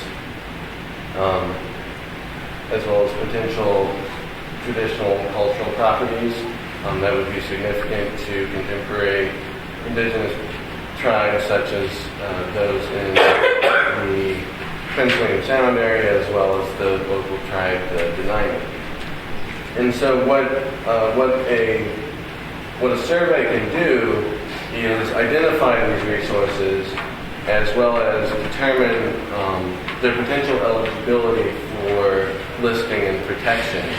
And to use a specific example of Glacier City Hall and the Little Dutch Community Building, if there had been a formal survey done and formal determination of eligibility for these structures, it would have basically streamlined the municipal response to the proposed project there. That the municipality and the HBC would have gone to the survey and said, okay, this determination was made, they're considered eligible under these criteria, and here are some recommendations as to how we can address them. But what we did was more of a grassroots effort to try to suss out what exactly was significant for the structures. And at the end, it just was really quite subjective, and it could be the same for other projects going forward. So this is especially pertinent because of the Imagine Girdwood's rewriting of the Girdwood Area Plan, in that they are identifying potential methods of development and adapting land use regulations for Girdwood and suggesting patterns of growth and development. And what an historic survey can help inform is what areas of the community and what resources should be preserved and protected, and what resources or in areas that can be more can be developed with a greater sensitivity to history and culture. And so not only with the contemporary planning efforts, but also in looking at future projects of economic development here in Girdwood, by identifying resources that are significant both historically or culturally, you can begin to look at creating districts or areas of significance that can be draws for tourism as well as economic investment. So for example, rehabilitation of historic structures is beginning to become quite a prominent method of development in other parts of the country, and is starting to come up here. And that can be often an effective way of developing a property, because with an historic structure or an existing structure, those can be adapted to a new use, but having it, they can be adapted to contemporary use, but often with fewer regulations as far as life safety. Well, not fewer, but less stringent regulations in regards to life safety or site design, such as parking. And so these are all things that can come out of an historic survey. And so I think finally I'd just like to say that it's especially significant to me, coming out of the PTA Holiday Bazaar, that there was so much public input as to places that were significant to members of the community. And it was again prompting the members of the community to highlight areas and things that were significant to them, not just historic things. And that's why there was so much outpouring of support for trails and recreation, which is clearly a significant aspect of Girdwood. And so that's also the reason that these surveys are beginning to expand out of the historic realm and out of the prehistoric realm into more of a contemporary understanding of places of significance in the community. And so what will happen is, if we get this grant, we'll be working with a contractor, probably Holly, so generally a sole source contractor who will conduct a survey of resources in Girdwood, and that will mean mapping as well as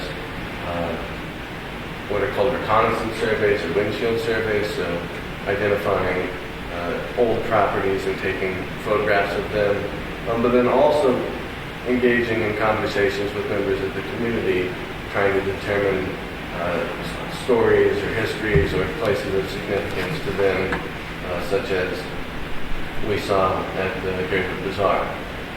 So, I don't have the amendment language or the resolution language for me, but I would urge the Girdwood Board of Supervisors to read over and review the statements which affirm some of the points that I've tried to make today, and to vote in support for the Historic Cultural Resource Survey in Girdwood.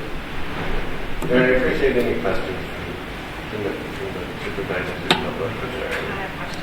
Yes, Christine. For the focus on indigenous cultures, have you engaged with Chugach Alaska Corporation yet and their cultural resources department?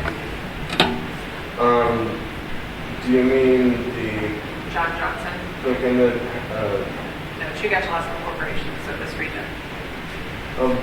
Right. No, so we have on the HPC a representative from Eklutna Inc. And we are within their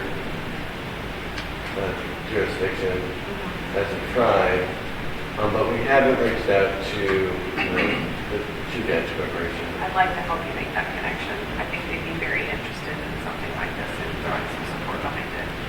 Okay, great. I will, oh, sorry, go ahead. That's okay. I was just going to say for the link, I have one correction in the language. Yeah, I just kind of along similar lines. I would think that the Forest Service might have some knowledge too, because they have archaeologists, and although they deal on Forest Service land, I know when the cemetery project came up,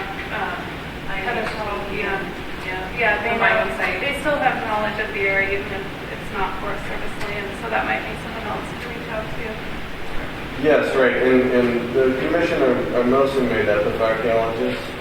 There are a few of us with more land use oriented side of it, and it's really not that there isn't any understanding, but there haven't been the same sort of investigations done as have been done at the Beluga Point site or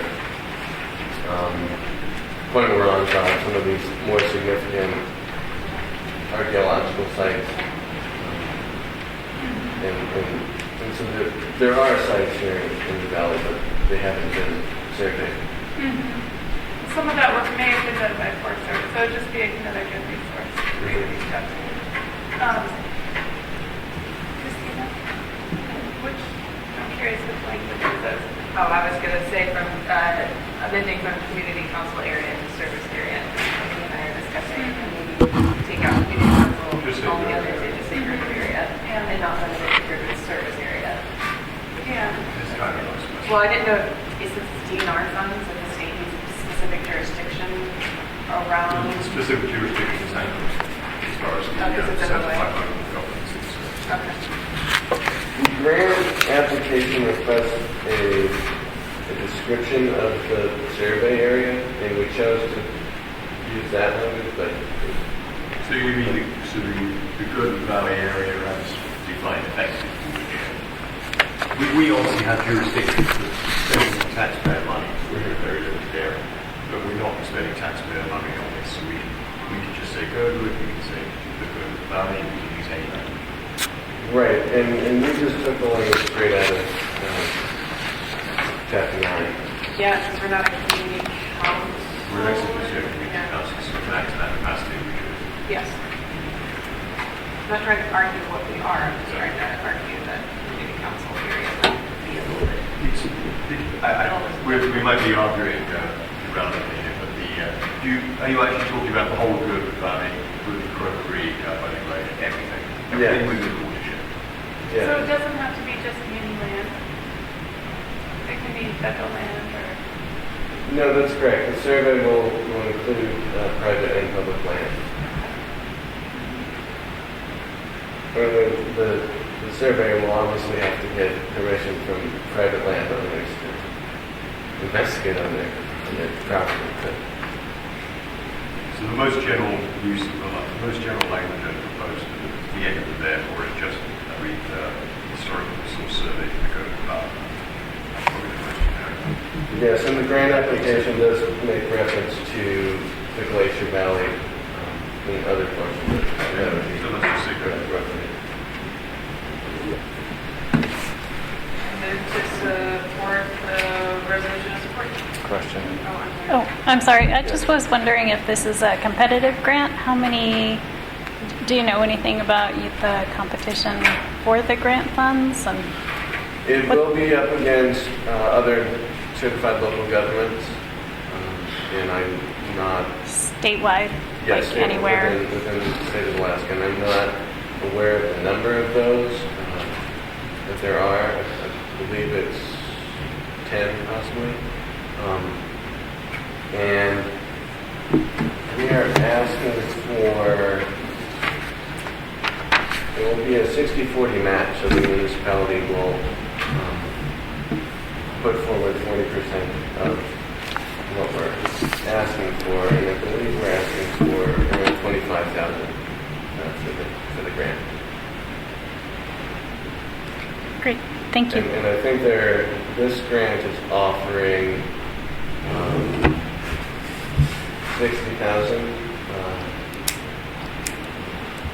generally, so they'll be able to support a couple applications. That's great. Okay, we'll read this in the record, I believe. So resolution 2020-02 of the Girdwood Board of Supervisors. Resolution of support for the Municipality of Anchorage Planning Department and Historic Preservation Commission, HPC, application for a Historic Preservation Fund grant for Certified Local Governance, CLG, for a Girdwood Survey Inventory Study. Whereas Girdwood is a community with many layers of history and significance, including pre-contact Alaska Native occupation, European exploration, mineral resource extraction, transportation infrastructure and recreation, and whereas one of the responsibilities of CLG is to conduct surveys of historic resources and develop inventories thereof, and whereas the Anchorage Comprehensive Plan includes Policy 51, quote, the municipality shall define Anchorage's historical buildings and sites and develop a conservation strategy, unquote, and the plan principle to, quote, conserve Anchorage's heritage, historical buildings and sites. And whereas there is not a comprehensive understanding of cultural and historical resources of Girdwood, that the municipality of Anchorage has begun a draft context statement and windshield survey for Girdwood. And whereas a historical and cultural resource surveys inform development and land use planning in communities and imagine Girdwood working on the area plan, and whereas historic preservation has been a topic discussed at recent Girdwood Board of Supervisors, GBOS, and GBOS land use committee meetings. And whereas the Historic Preservation Committee, with the support of the Girdwood Parks and Recreation, hosted an informal booth at the 2019 Girdwood School PTA Modeling Bazaar and received 33 comments on significant places in Girdwood, 47 comments on proposed historic preservation plans for the Girdwood community buildings, and contact information 15 community members interested in discussing historic preservation broadly in Girdwood. And whereas the survey effort includes interviews with local community members and student involvement. And whereas the GBOS and participating community members will continue to support historic preservation efforts by providing additional historic and cultural information, including working to complete the draft historical context statement and And whereas with this resolution, the GBO has voted in support of the grant application by the municipal fund grant for the CLG grant to assist in funding of the survey project. Therefore, the Girwood Board of Supervisors strongly support the MOA's HPC grant application to the Alaska Department of Natural Resources Office of History and Archaeology to conduct a cultural and historic resource survey for Girwood Valley, past approved. Would you like to? Second. Okay. Any discussion? All those in favour? Thank you. Thank you. So, after item 13, we move to item 10, discussion of 2020 GBSA budget and first quarter revision. Yes, so we're coming up on first quarter revision calendar, and I'm sorry I don't have that in front of me, but basically by March, ideally we'd like to have any first quarter revisions approved and moving forward. At this time we're still working through them, but we wanted to get it on the agenda to talk about at our next meeting in February if we have any changes, especially related to the fire department going forward. But quickly, I just want to give you a summary of where we're at and what we're looking at for this year, and where our mill rate is at. This gives you a historical preference of the last 5 years, perspective of the last 5 years. And basically, you can see we're at 5.4 mils, 4 mils, maybe, you know. And last year we were at 5.33. Our cap is 6, so we're still a half a mil plus more under that cap. The assessed values for Girwood only went up almost a tenth this year, almost 1%, 0.9. And went from 594 to 500, or from 589 million to 594, and so the appraisal rates weren't as significant this year as they were in the past. The year before, it was a $30 million increase, and then in 17 it was an $18 million increase. 18 was pretty quiet there, actually, just 749,000.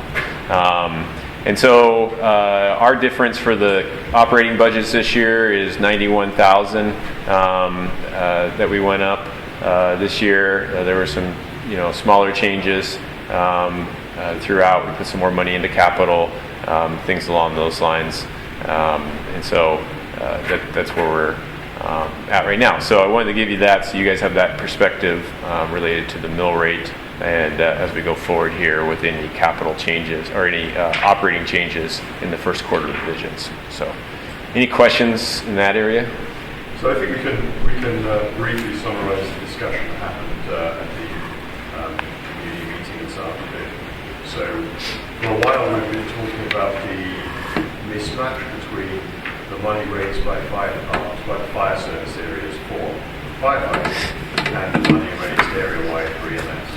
So roughly across the whole of Anchorage, the spend is about 80% of the money is raised for fire service areas and 20% for EMS. Yet the spend is closer to 30% for fire and 70% for EMS. So there's been a discussion for a while about we don't get our fair share. It's become a bigger question about how money is raised to spend.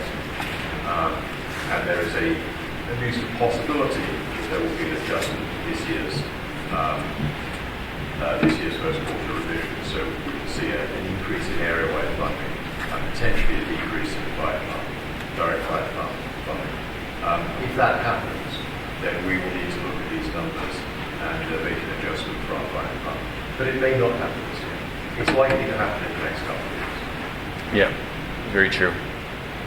Yep, and that's part of the fire department's negotiations too, because listening to that conversation today, it sounds like they want to know more from the fire department side as to why they think they should justify it, and I think the fire department has a pretty good case to say. Yeah, I think that there's somewhat independent about the municipality might decide to do a better job of balancing the funding.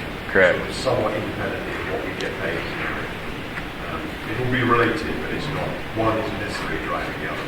Yes. Just the investigation of this problem has opened up a bigger problem. The solution has to be readjustment to the area where it's fire department. Correct. reflected positively on the fact that Bill Palsy was like, well, now that we really have the numbers in front of us, I can't really go to the budget session with not a red face and ask for money when it's not actually going to that. We can't ask for blue money to go to red money and red money to go to blue money. Yep. Clerk of the whole business. So there's additional documents in here that show the difference between the 2 years and how the different areas were funded between 19 and 20 in that aspect. So we just wanted to make sure to include those for reference. These will reflect the budget we've already passed. Yes. So the 20 budget is what was passed last fall. With the exception of a possible change to EMS funding for moving up, increasing the area-wide rebalancing across the municipality. Are there any other recommendations you currently have to change to the budget? The only one I probably could see, it could be related with parks, and it could be related to what management plan we come up to deal with on the hand tram. So that will be flushing out here over the next month. Any other questions? That's exactly what I was going to ask about the Parks and Rec. Thank you. Okay. Item 11. First presentation of PDC application for KMT grants. Will require So we are going to be applying for a KMT grant, KMTA grant. Most likely, we'll probably. Were we talking about Virgin Creek? We were. Yeah. And we were considering a Virgin Creek. Girdwood Trails Committee has not officially weighed in on what they want to do yet, but we will hopefully have more direction coming out of that meeting when we come back. We will be asking for a resolution of support for that grant when we get there. So we'll have more details in February.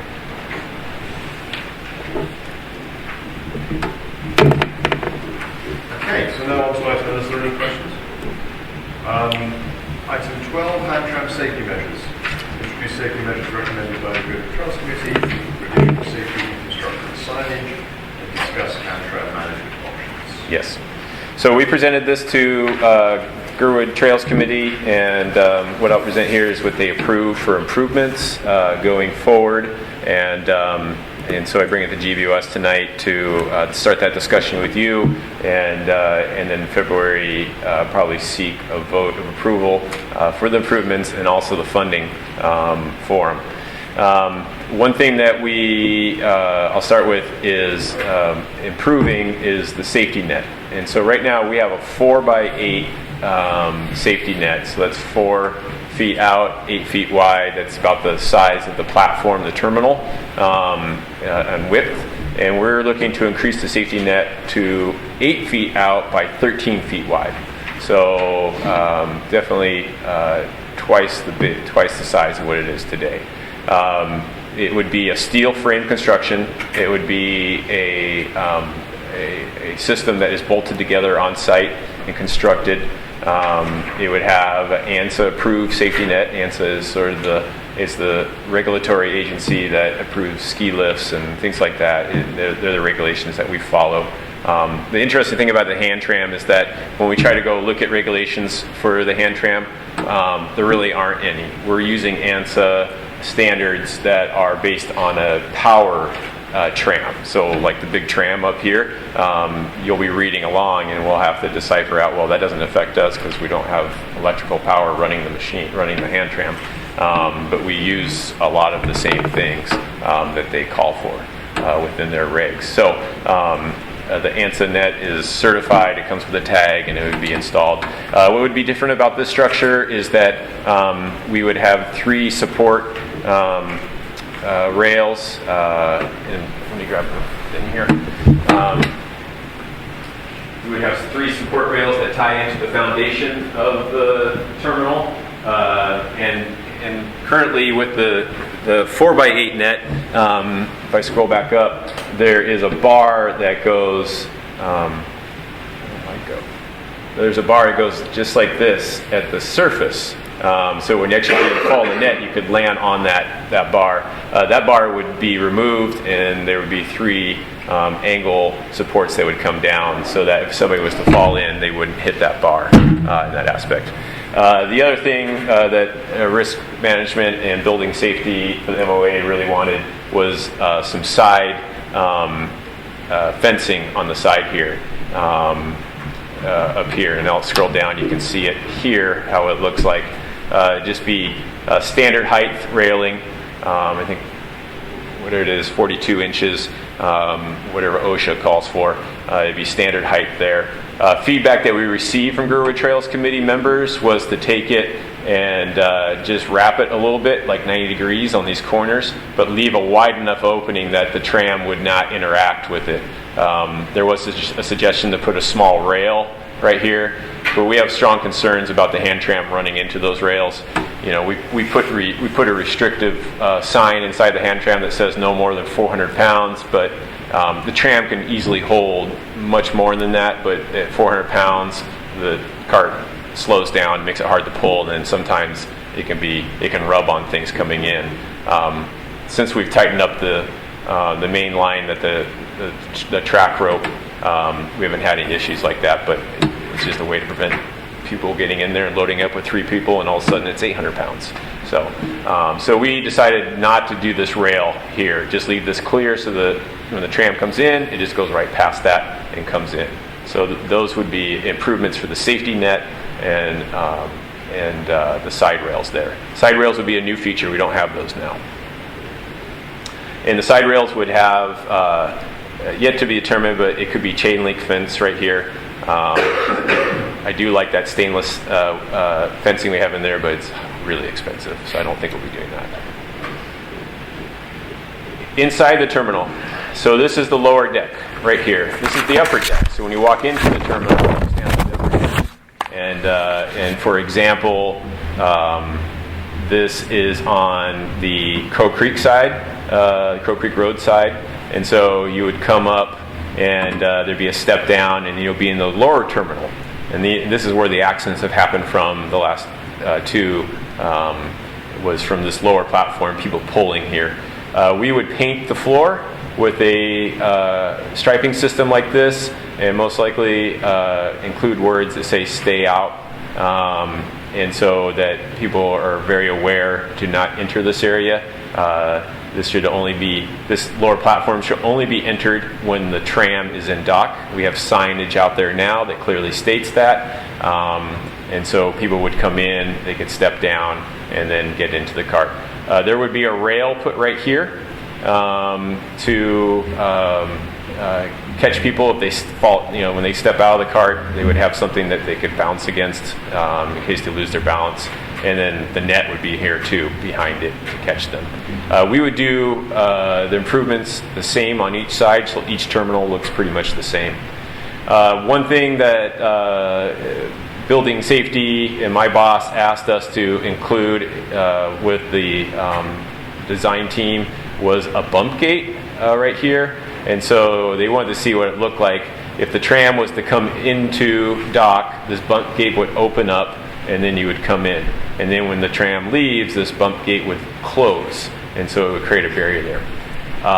To be honest, and I was very clear with the Girdwood Trails Committee and my boss, is that I'm not supportive of this bump gate. One, for the main reason that it causes additional friction to the tram. And if you're by yourself in there and for some reason this bump gate, the hinges malfunction or something happens, it is sticking people outside of the gate and then they're getting out into the safety net to get off. And I do not want to have another friction point that the tram bumps against this, and they propose to have wheels on this that would roll and then they would open.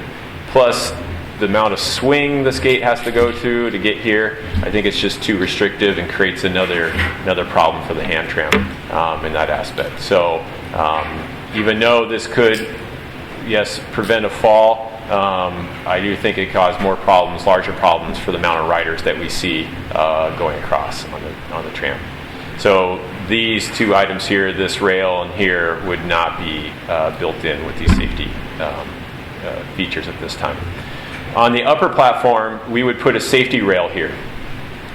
This safety rail would be constructed of speed rail material. It's industrial, quick build safety rail material.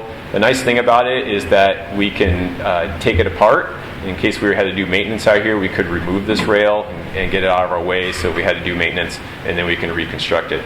The safety rail would have a gate that opens, on this side. This would be the passenger side coming in. And on that would probably be a sign that says, do not enter lower platform till tram is in dock. It's basically a way to make people stop, open, and basically hopefully read before they enter the lower platform. It would also restrict people from falling down to the lower platform. And then also it would probably restrict to maybe just one puller who could help up here pull the rope. Right now you'll get here and people will be right on the edge and there'll be two people yanking on that rope and that tram is just flying. And that causes a lot of additional wear and tear on the rope, the whole system. The system's not designed to go really fast. It's meant to go at actually the person inside pulling speed. But you can assist, and a lot of times that is very helpful to a lot of people who do not have the muscle power to pull to cross. On this side, it does call for another gate. At this time, I'm suggesting that we don't put this gate in if we're going to continue to allow mountain bikes on the hand tram. This gate would be restrictive to when the cart comes in, the hand tram with the bikes on it, the bikes would hit this gate, and then it could make it more difficult, especially for a single rider, to get themselves fully into the dock. So we would not have a gate over here. But we would probably tighten up this area so there was enough room to get your bike in here, but for the most part, there would be signage that would say stay back or stay out. This being Crow Creek side, the tram comes in the dock. The hook for the bike would only be one hook on the hand tram, and the hook would be probably on the outside here to hook your bike on, so that when you arrive to the steeper terminal on the other side, the bike is as close as it can be to the terminal, so that when a person gets out, they can grab their bike and they don't have to go near the edge to get their bike off in that aspect. So this would be improvements to the terminal on the upper and lower platform. So where would you load your bike from? Where would you stand to load your bike on? It'd be very similar to what you do right now. And so you would come in, what you don't see here is the shib tower where the rope goes through right here, and everything is suspended for the tram from. But you would probably come underneath that, roll up here, and then you would use the hook. Say the tram cart is right here. You put your bike onto that hook on the Crow Creek side, and then you would go across, and then when you get off on the other side, it would be just the same backwards, but your bike would be closer to you on that aspect. This is the profile look, and so right now you can see there's two gates, but let's say this is Crow Creek side. You would come up, there would be a sign on this gate that says do not enter lower platform until trams in dock. The rope would go between the rails, the upper lower rails. These would be at standard height, required OSHA height. And then this would be a self-closing gate. So you open these up and they close when somebody goes through, and then we would not have the gate on this side. The whole system would be tied into the existing rails there for the platform.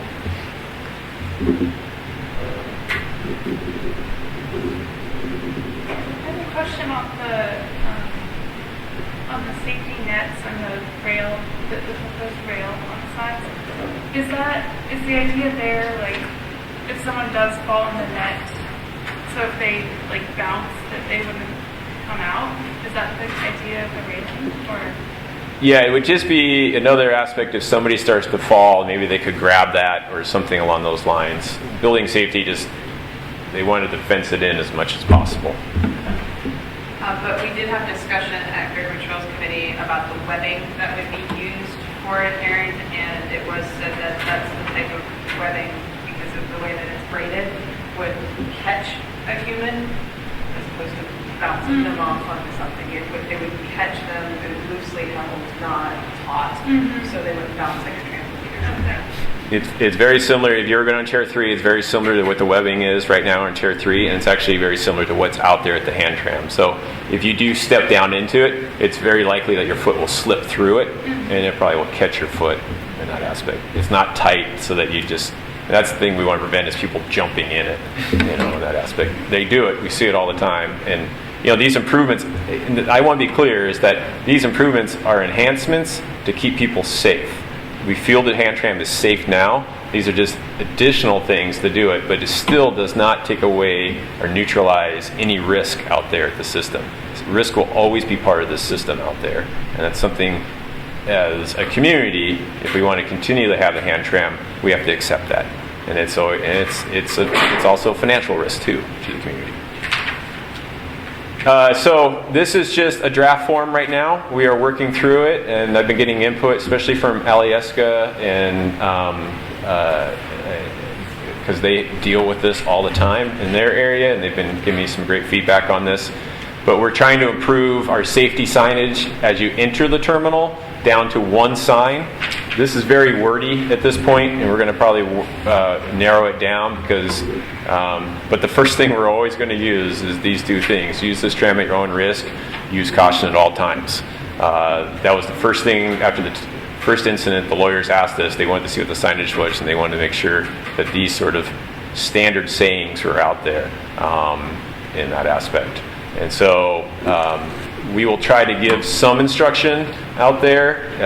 And there was an idea given that maybe we could put up two signs, one on the terminal and then maybe one before, so that when those who are standing in line to cross on a busy Saturday, they had a chance to read it as they just waited there before going on. Because once you get to the terminal, you kind of get focused on getting ready to get on. So we will work through this, but this is additional signage that we are working on and instruction for helping people to do it right.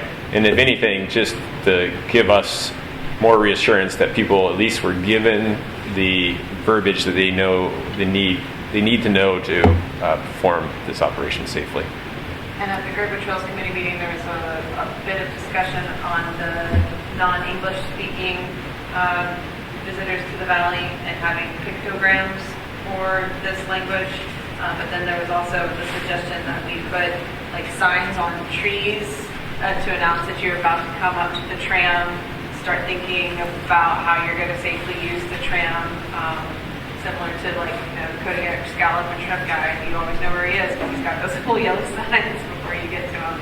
So that was something that was suggested and maybe follow up with Maeve at the need for revise from what she's doing on other trails. Exactly. So we're working through that. And so lastly, this is what we're not recommending, and it's part of the designs at this point, but is this tram bumper gate. Like I said, I feel like this could cause a real friction for the tram. Just another thing. It sounds like a scandal. The bumper gate, yeah. And so at this point, I'm suggesting not to use it. I still have to convince my bosses about it, and so I plan to meet with them soon, as soon as we get a break here with the weather, and discuss more about this going forward.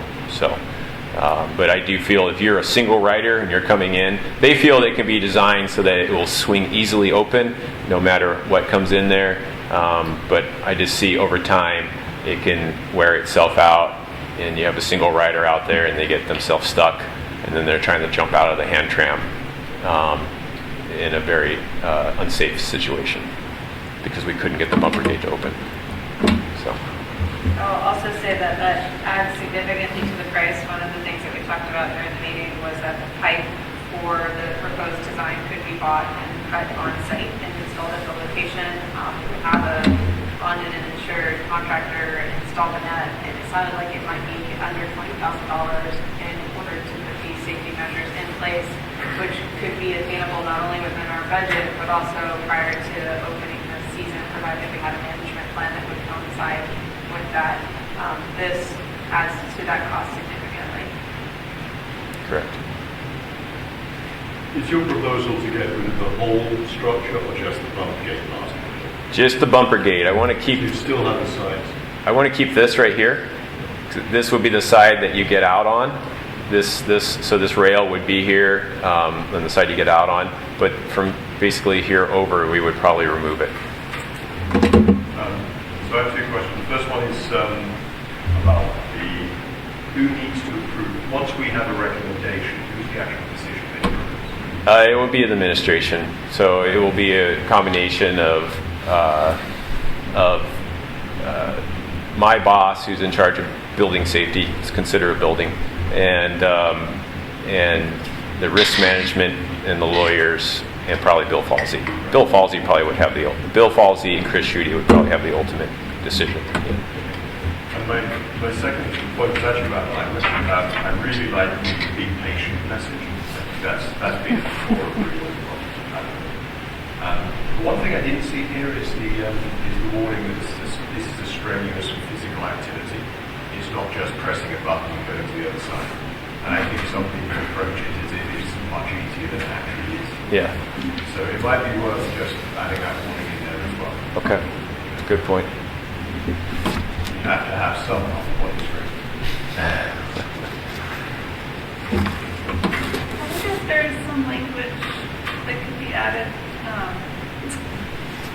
that is concise, meaning like not to start pulling unless the people in the cart have consented or something. Because I don't know, I've been in the cart pulling, and like someone else pulling makes it so that I'm more likely to get pinched, because it's so fast. And I don't know how you could say that in a way that would be short, but Don't help.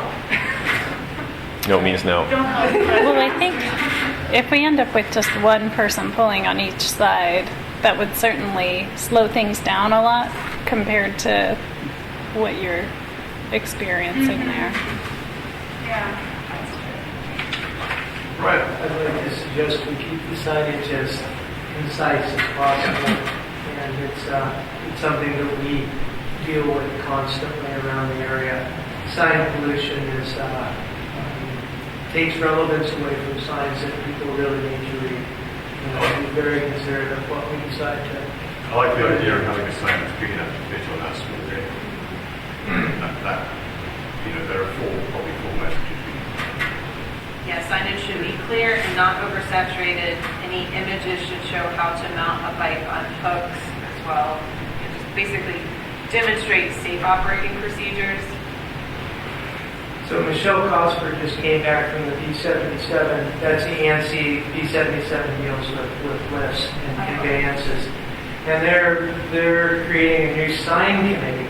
And some of the signage that is probably going to start coming out at ski resorts is your responsibility as someone using the lift and needing to make yourself aware of how to board the lift and behave on the lift. And this is some language that's we're probably going to start seeing in the ski industry a couple years out, but they're just starting to discuss it. Yeah. So we're going to be making recommendations next meeting. Yes, most likely. So just real quick, I'm going to roll through this and then we can talk more in depth the next meeting. But management options for the hand tram. So this is a two-part deal. Safety improvements are one, and then two is the management of the hand tram. This is the daily operations from opening to close each season. And just to give you a status quo, the way it works right now. Management at GIRDWOOD Parks and Rec, basically our office continues to be the sole manager of the hand tram and its status and its facilities. So we are responsible for all repair and maintenance. We coordinate that and keep record and do inspections, make sure inspections happen and things along those lines. We're very, very dependent on skilled volunteers to do this. I'll be very honest, in no way am I a hand tram expert. I've learned a lot over the last 8 years, but I'm still learning for a mechanized system like this. And so we're very dependent on experienced volunteers to help support us with this method. And then accident and response investigation. Currently, that's me. When we have an incident out there or an investigation, that becomes the responsibility of Parks and Rec to handle, and so that falls back on myself to take care of.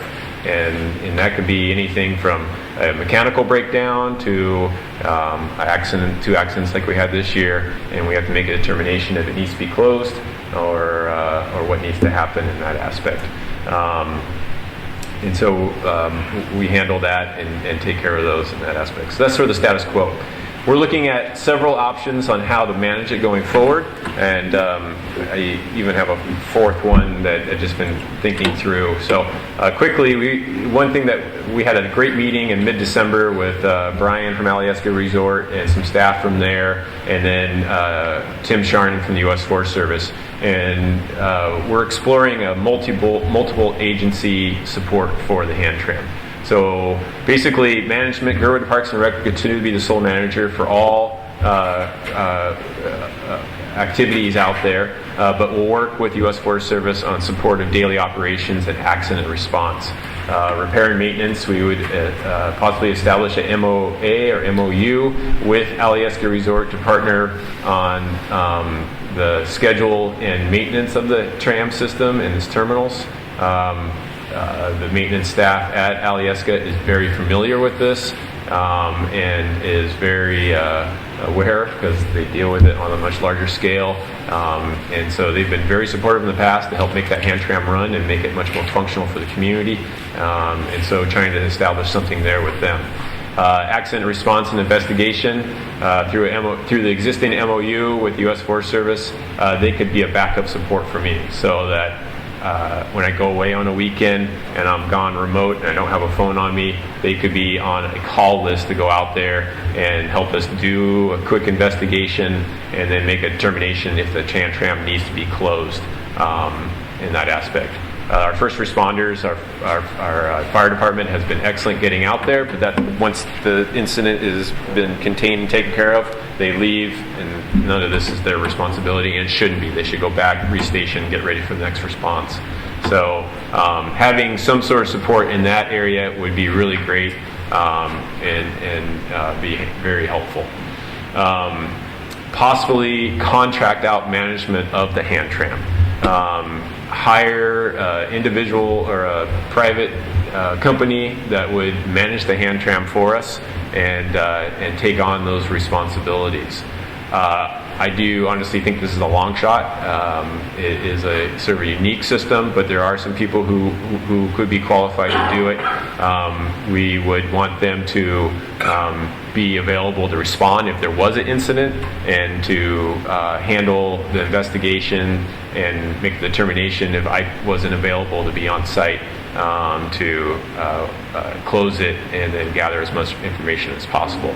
This would be a costly option that the service area would pay for. Having somebody who's on call, especially during my off hours, there would be 24 hours, sometimes 48 hours, how long, or if I'm gone on a vacation in the middle of the summer for something, it could be longer stretches in that aspect. So this would be one of the more expensive options for us out there.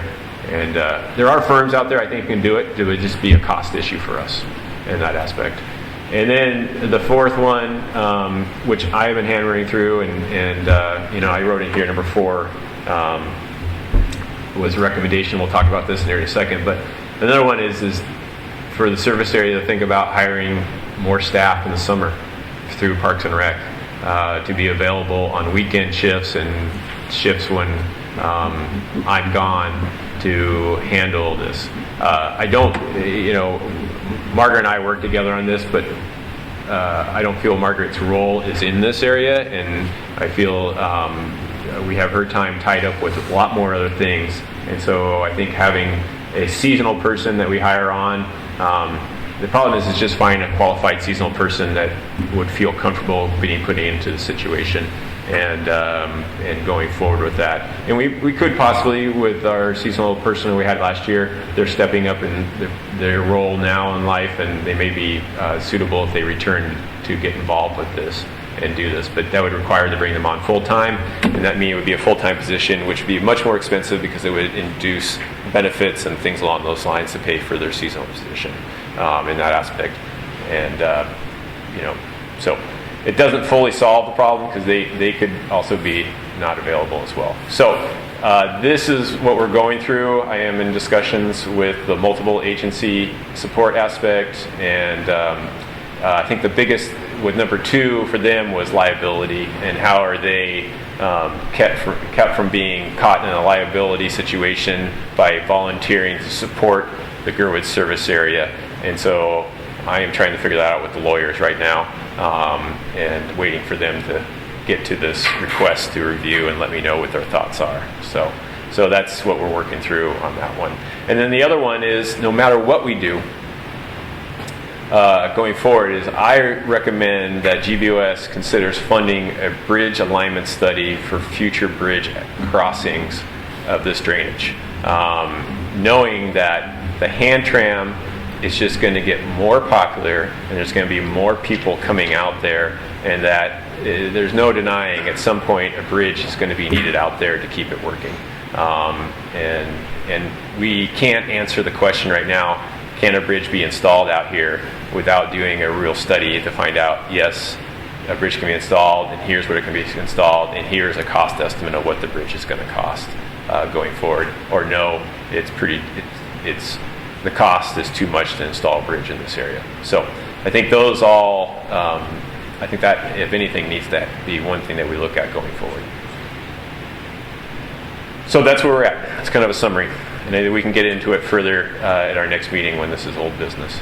So one question I have is, your option number 1 there is status quo. Is that actually an option, or is it not an option? You're just describing the current situation which has to change. Well, as a community, the community can decide we want to stay with the status quo. I don't know if I'll stay, but that's what I'm saying. Yeah. We're keen to. Yes, I mean, this was a pretty big deal. Yeah, I'd just probably close it most of the time. Right. You know, I'd just be like, that's it, we're closing it. You know. But that was my follow-up. At the moment, it's basically open 24/7 from the day it's opened in May until the day it's closed in, when we get our first snow in January. Correct. We have no problems. December, sorry. We usually always close it by November 1 at the very latest. 2 months before the first. But so it's 24/7. I mean, there are other management options where we could close it for certain periods, and it's not always there. I mean, people kind of started to work around the fact it wasn't there this summer. Correct. Yeah, but you're about to put a 20,000 square foot spa facility right next to the trailhead. Yeah. So you can go and look at the lockdown trail. Well, I mean, there are other things, but they're very restrictive in terms of use. right. I found that people get pretty resourceful when they want to be someplace and find that it's not open. We found that somebody was able to unlock the lock very efficiently. We found that somebody was perfectly happy to go hand over hand on the cable. So I think that, right, they didn't even bother going down. They just went for the high road. But anyway, I think that when you restrict people in that way, you come across, it's like the bumper gate. You've just created something else for them to try and figure out how to go over. One of the things that I did offer, and it's something that I began the discussions, and then I left for 2 weeks and didn't do anything with it to GBOS, and I've got to pick up the phone again. But there are rigging companies in town, too, in particular, that I've been in contact with that are interested in starting the discussion to iron out whether or not it's feasible to have somebody just here on high holidays and just be responsive, or somebody who needs additional hours on some sort of certification, and that they can help. And oh yeah, by the way, they get to be part of the deal with the public in the summertime that's utilizing it. So there's interest. We just kind of got to better craft that together before I pass them over to you. Okay. It's something that it's still on my to-do list. Okay. Quite a few, right. In the second option, obviously, you're not making a commitment one way or the other, but in terms of the maintenance work, is that maintenance? Yeah. Yes. Well, are they seasonal, or are they all year round? No, the lift staff, the lift maintenance staff I have right now with 9 are year-round. All right. And almost all of them live in the community, so. And If they're year-round, that's fascinating. And there was the question about whether or not if there were an incident at Alyeska and an incident at the hand tram at the same time, worst case scenario, Alyeska staff would be directed to Alyeska property to render aid because that's their priority rather than coming down to the hand tram. So it was something that was brought up at the GIRDWOOD Trails Committee meeting. Not that that's set in stone, it would be ironed out in whatever future MOA we come up with, but it was something that was thought of and considered. Oh yeah, I mean, we're always staffed to handle 2 incidents simultaneously and have coverage. And then if another incident comes up, then things start shutting down until things calm down.